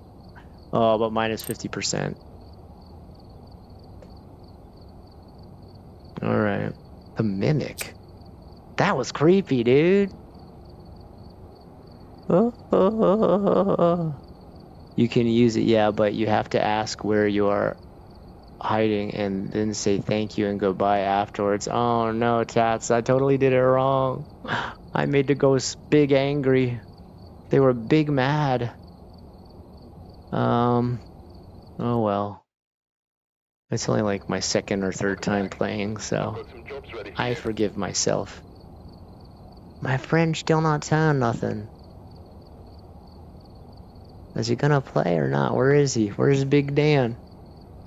Yeah, that happens if you interact with the Ouija board and don't say thank you and goodbye. The ghost immediately becomes angry and attacks. Wow, I did not know that. Thank you for the update, though, on that. I can use any advice somebody gives me because I don't know exactly what I'm doing. Oh, well, the good news is that you don't lose any stuff when you die, when you're at, like, garbage level like I am with garbage tools. But here's one thing I don't get. Reach 0 sanity. I did that, right? I probably got down to 0 sanity, right? No, maybe not. Maybe not, actually. All right. Single player. Let's try it again. But let's do the easy house this time. 2-story house is too scary house. Ready up, start. I know you guys have probably seen this one before, but... Take a look at the equipment and prepare accordingly before starting the investigation. No, I'll handle this however I want. You don't tell me what to do. Reports of violence, but keep an eye out. This is what I hate the most. It's like... Oh, no, wait. Oh, these are new goals. Oh, okay, cool. Alright. Alright. Okay. Let's go. Wait, it's still daytime. I gotta come back when it's night. I'll see you guys later. Why is it so bright out right now? That's crazy.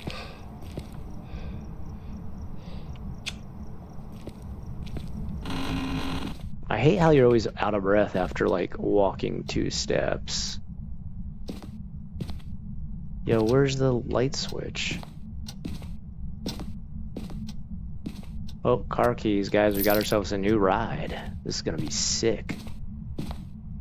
They just left everything open for us to nab. What is this game? Thief Simulator? Alright. Yo, it's pretty bright in this house. Oh wait, I should let's start to get some readings. Alright, this ain't so bad. This is the worst painting ever. Why?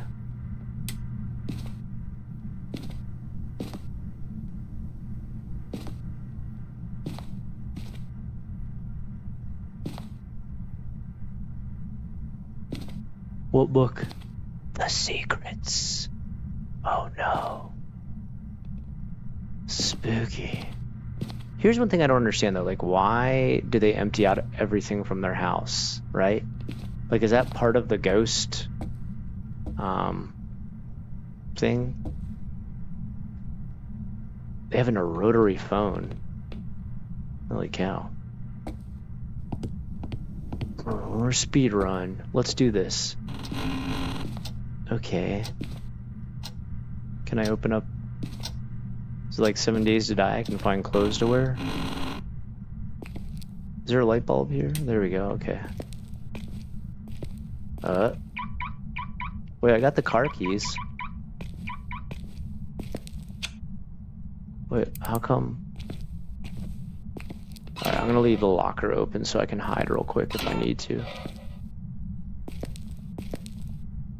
Was that me breathing heavy or was that the ghost?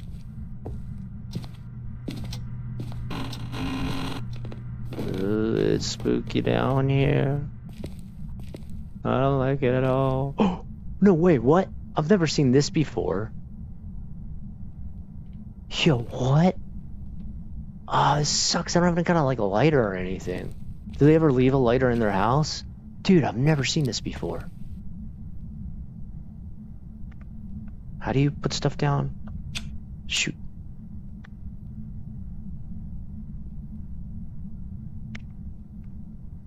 Oh, yeah, I love this game. So if you need pointers and stuff, I can totally help out.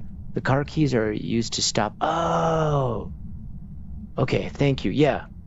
What does it mean when there's a giant pentagram? I've never seen that before. How do I thought you hit F to put stuff down. Hold on. Secondary use. Yeah. Okay. Uh-oh. Okay. Gotta hide.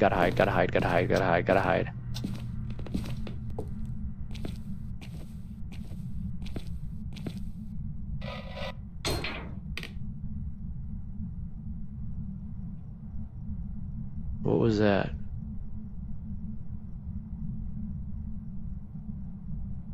Another dark artifact. It's also says summon ghosts immediately, but usually ends in a cursed hunt. The ghost will non-stop. Ooh, I don't want to do that. Well, you probably have to light the candles, right?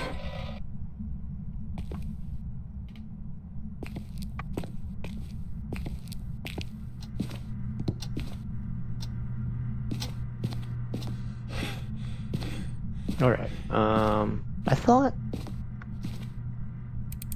Why does it turn off every time I... Why is it so bright out, though? I need to turn the brightness down, probably.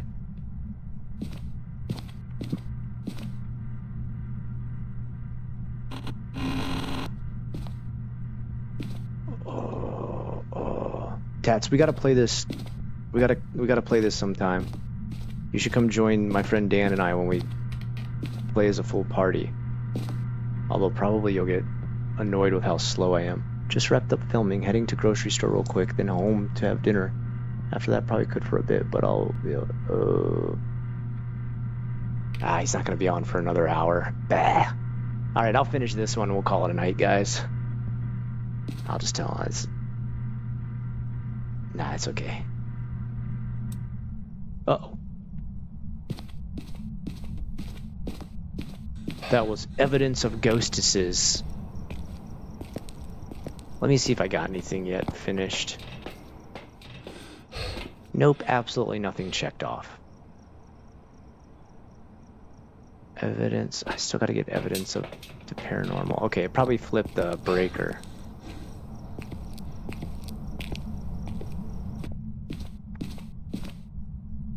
Oh, Steam name or Discord name. I'll be sure to. Okay. Okay. Steam name. Hold on. I'll give you the Discord name on Steam, is what I'll do. But that's my Steam name, Unrested JFAC. You should be able to find me. Dude, that'd be awesome. Ackerman Sensei, gotta go. Enjoy the rest of the night. All right. Thank you again, Kate, for joining. Always a pleasant time having you here. I always appreciate your input and your Japanese. It keeps me spry with my Japanese reading eyes. Otherwise, I start to forget hiragana and kanji until you start typing it in the chat, so I appreciate it. All right. So why can't I put the book down? I thought I've done this before where I put the... Oh. Okay. If you're in this room... If you're here, please show yourself. Write your name. Give us any kind of sign. All right.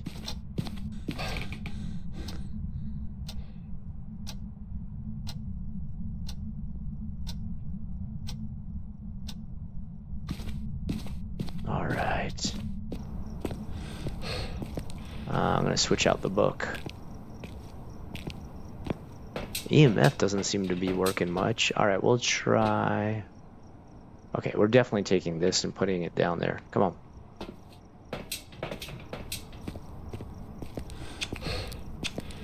Wait, how do I switch? thought F switches it. Oh, right click. Okay, I didn't expect that. All right. I mean, you don't really need to use a light bulb if you're just looking through the tiny screen. All right. Now turn the light back on. Show yourself to us.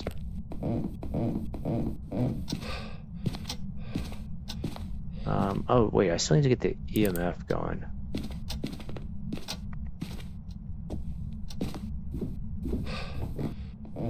There's no EMF reading around the pentagram? Yo, man, what's up, dude? Uh-oh. Ghost event. I'm getting spooky cookied. They broke a light bulb. That's evidence of ghosts. They better give me that evidence. I think I at least got the EMF checked off, right? Please tell me I at least got that checked off. Alright, good. Have a member of your team witness a ghost event. Dude, it broke a light bulb. Come on, I just heard it break a light bulb. That's not witnessing a ghost event? I didn't do it.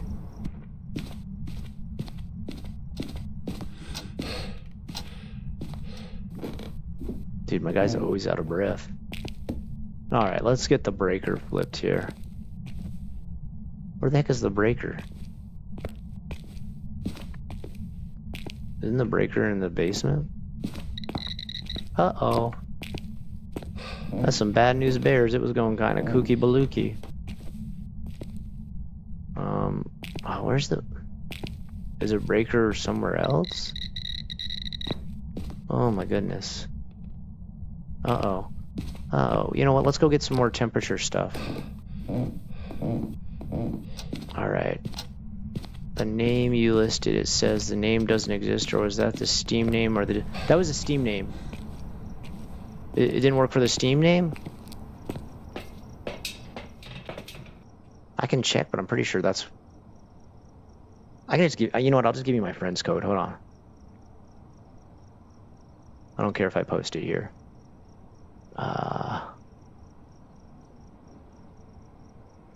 Confirm. Confirm. Okay, hold on.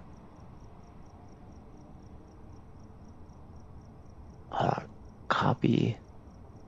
Here you go. This way we have no problem. That's my friend code. I'll post it right here. Alright. Or I can send out here. I can also do this. If people are really desperate to add me as a friend, everybody can do it on if they watch this video. Alright. Let's get back. Alright. Okay, I want to get the temperature thingy. Alright. Oh. Did you just add me there? Alright. Alright. Set an invite, thanks. Okay, cool. Let me just check. It'll show me. Yeah, there we are. I see. That's key. Okay. Confirm. Oh, gotta hit the check mark. Confirm. Alright. Excellent. This will be cool. I can't wait to play sometime. This will be sick. Alright. Okay. Alright. Let's go get... Okay, first of all, journal. Evidence. We got a couple things here. EMF level 5. We didn't have ghost writing, but it looked like we did have freezing temperature. We didn't get any writing or anything like that. I'm pretty sure I saw the temperature fluctuate. Okay, let's drop this thing. How do you drop the thing?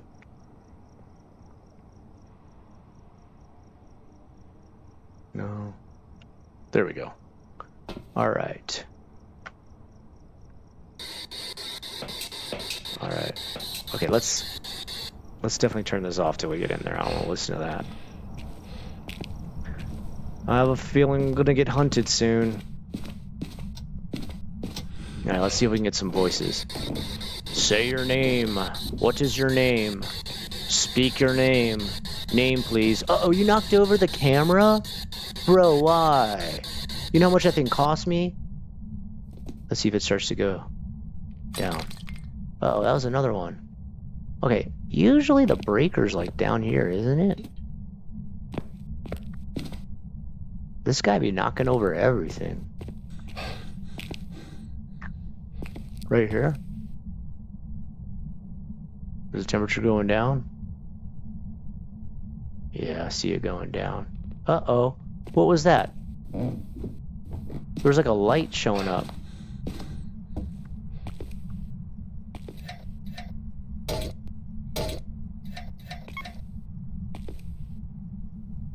There we go. Nothing to be afraid of. All the lights are back on. Everything's hunky-dory. Alright. Okay. Speak your name. Speak your name, ghost.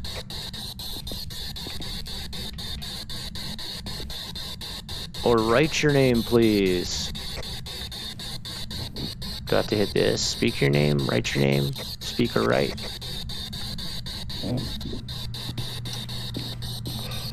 Alright. Oh! Right here? Speak your name. Say your name. Oh wait, wrong thing. Say your name. Speak your name. Name? Name. Your name? Say your name? Is you have name? Is this enjoy time? We play together, you'll love the upgrades I have. It would make your experience more fun. Night vision, goo. Oh, well, you got everything. Dang. Alright, I hope if I die, you don't lose anything. Alright, let's see. Alright, I'm looking forward to that. That's gonna be awesome. Alright.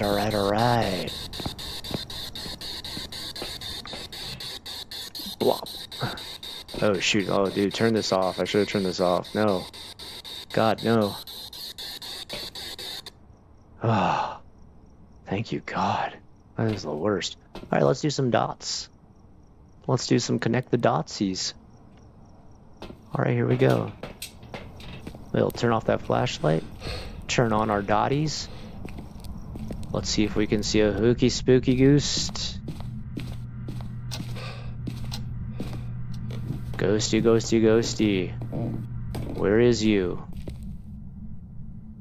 Hello, ghost. Ghost. Can you... Ghost? Can you do your ghost stuff? No shape. Alright, that's fine. Alright, I don't want to put you on the spot. I'd be nervous too if someone just came into my house with a camera. What is that thing? Oh, that's shining on the... Well, that's no fun. Are you driving a ghost mobile? Oh! I'm gonna hide. I'm gonna turn off my ghost finder stuff. Oh my gosh. No? Okay, we're safe.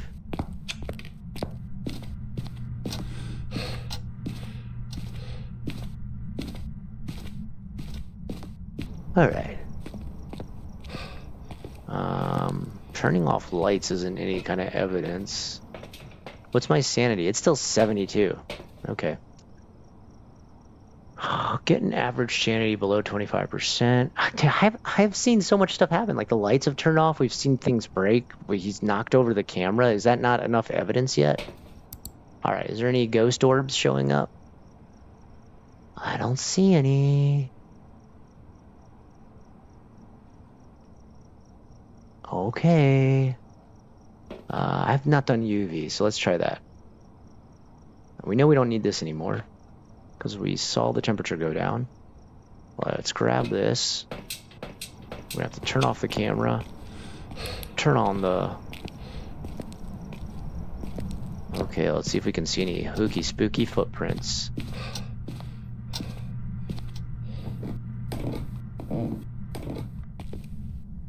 No prints at all? Oh no, I thought that was a giant print for a second. Alright, what about like... Wait, my book is gone? What did you do with my book? Yo, bro, you... Really? What happened to my book? Did you... Okay, you knocked it all the way over here. And I've still not sensed ghosts at all. Come on, man. Uh-oh. Uh-oh. Uh-oh. You're definitely close by, aren't you?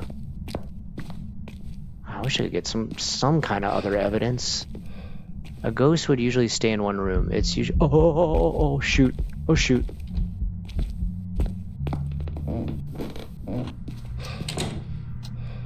Wait, why can't I open it? Okay, I'm just gonna try to hide.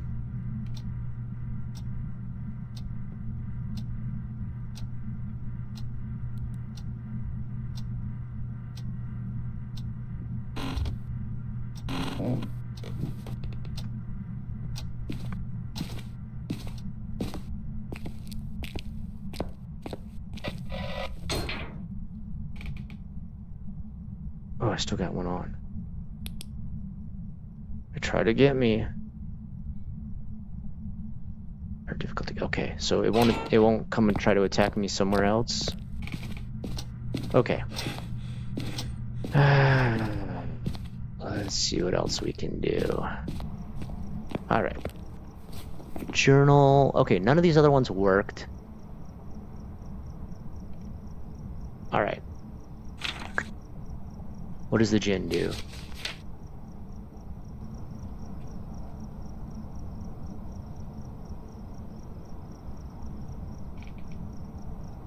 That's a ghost event, I believe. When it starts humming, they don't attack you. They play about the lower sanity, the more the ghost will try to hunt you. Okay. Let's see if I actually got the ghost event then. I did! You were right! Dude, awesome. Okay. Okay.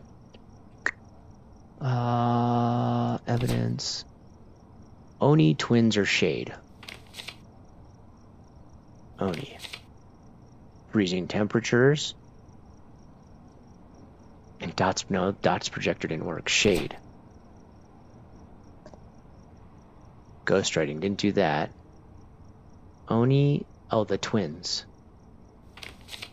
Spirit box. I'm gonna guess it's spirit box. Let's do the twins. And we're good. I think this is a big money win, boys and girls, and boys and girls, everybody.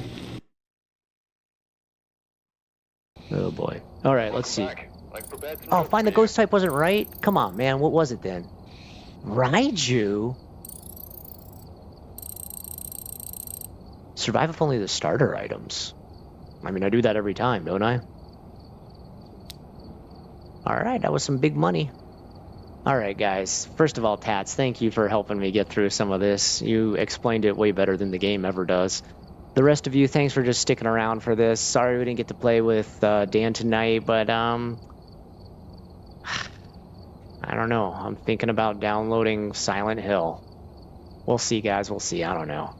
Anyway, as always, awesome. Tats, I'm flattered that you came to join tonight. Please come join any other time. Let's definitely collab on something in the future. Anything you want to do, I'm game, all right? Even if you want me to edit my part and put everything together, I'll do it, all right? I'll get my chunk done. Yeah,